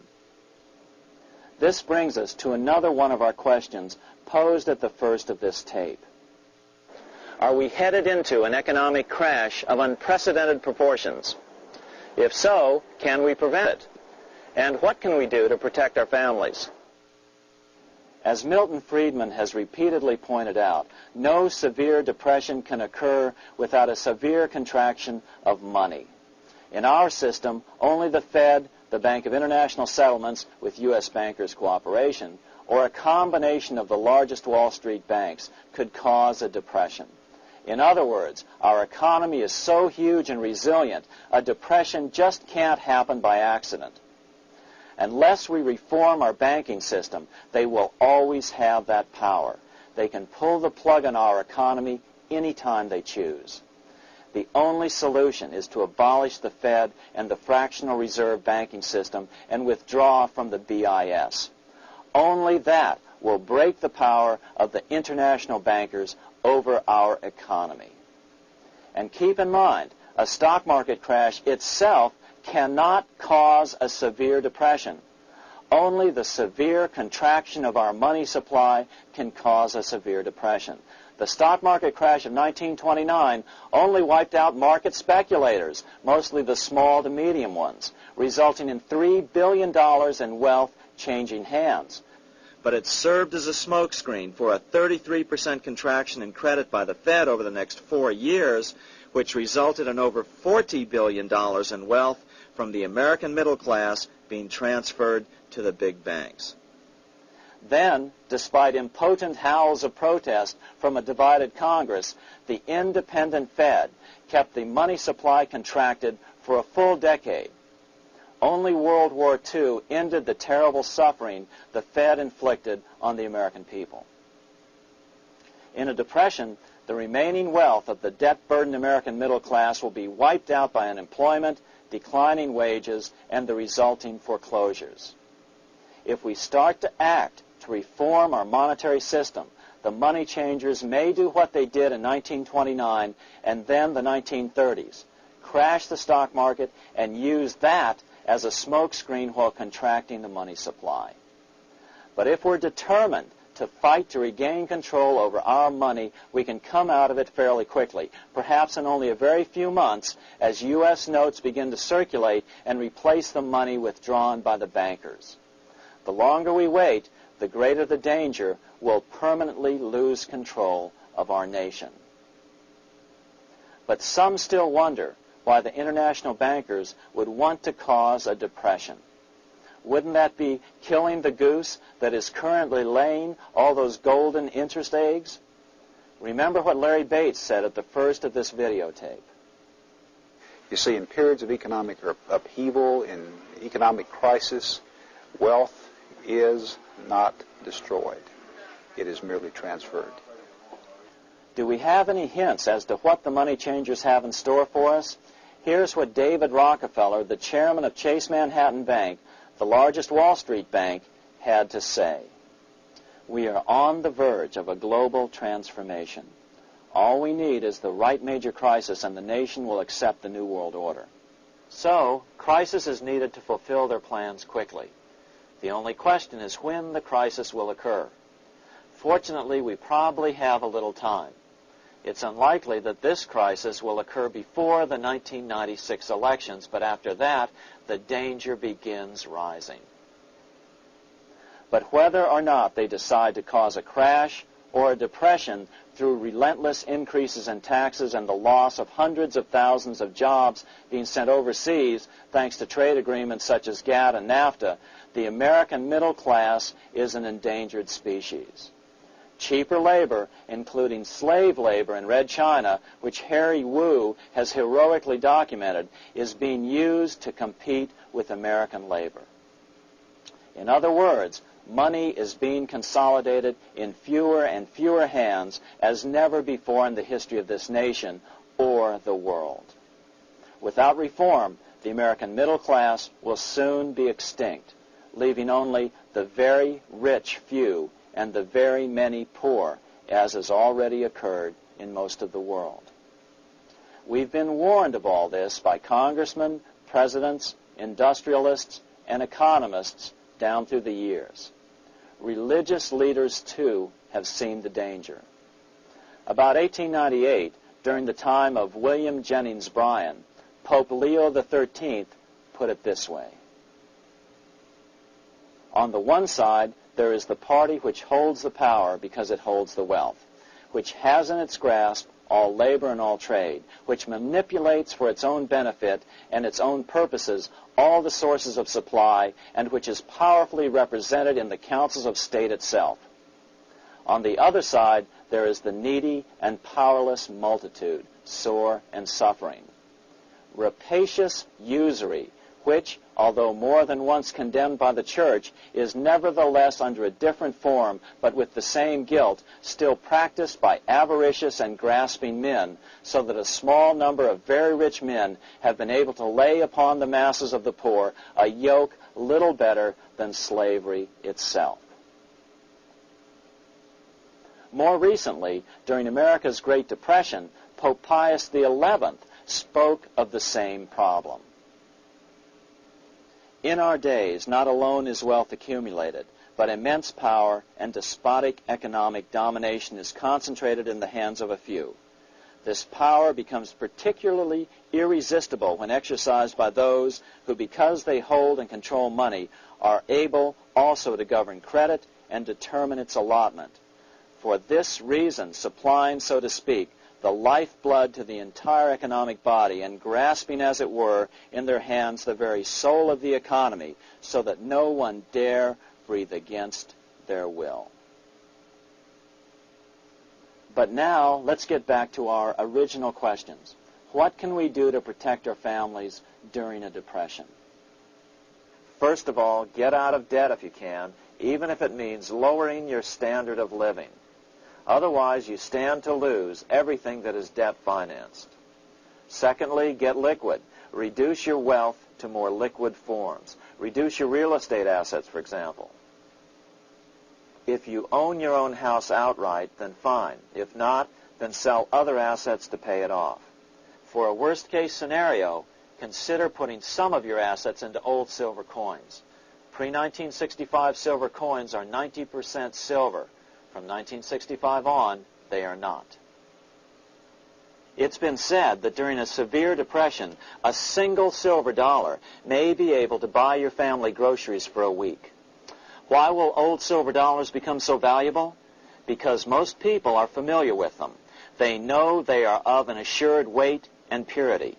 In that case, owning just 20 to 30 silver dollars might mean the difference between your family making it or not through what is likely to be the worst time in U.S. history. Other forms of precious metals, particularly gold, are usually a good way to protect extra assets during a depression, too. But there are other things you can do. You might consider foreign currency funds. Consider opening a Swiss or Austrian bank account or a foreign currency denominated bank account in a U.S. bank. If you can afford to diversify into all of them, consider doing so. Educate your friends. Our country needs a solid group who really understand how our money is manipulated and what the solutions really are. Because if a depression comes, there will be those who call themselves conservatives who will come forward advancing solutions framed by the international bankers. Beware of calls to return to a gold standard. Why? Simple. Because never before has so much gold been so concentrated outside of American hands. And never before has so much gold been in the hands of international governmental bodies such as the World Bank and International Monetary Fund. In fact, the IMF now holds more gold than any central bank. A gold-backed currency usually brings despair to a nation, and to return to it would certainly be a false solution in our case. Remember, we had a gold-backed currency in 1929 and during the first 4 years of the Great Depression. Likewise, beware of any plans advanced for a regional or world currency. This is the international bankers' Trojan horse.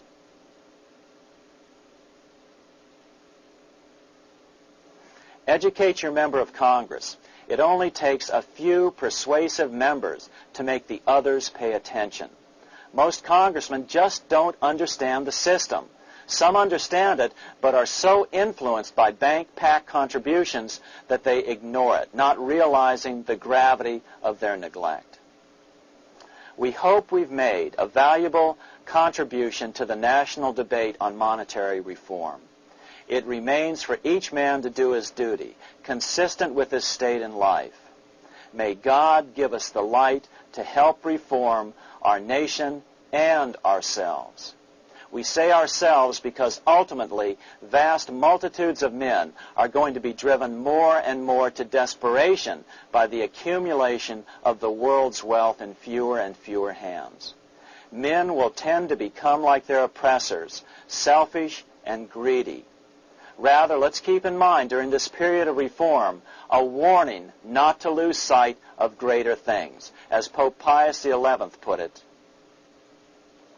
"For what will it profit men that a more prudent distribution and use of riches make it possible for them to gain even the whole world, if thereby they suffer the loss of their own souls? What will it profit to teach them sound principles in economics, if they permit themselves to be so swept away by selfishness, by unbridled and sordid greed, that hearing the commandments of the Lord, they do all things contrary?"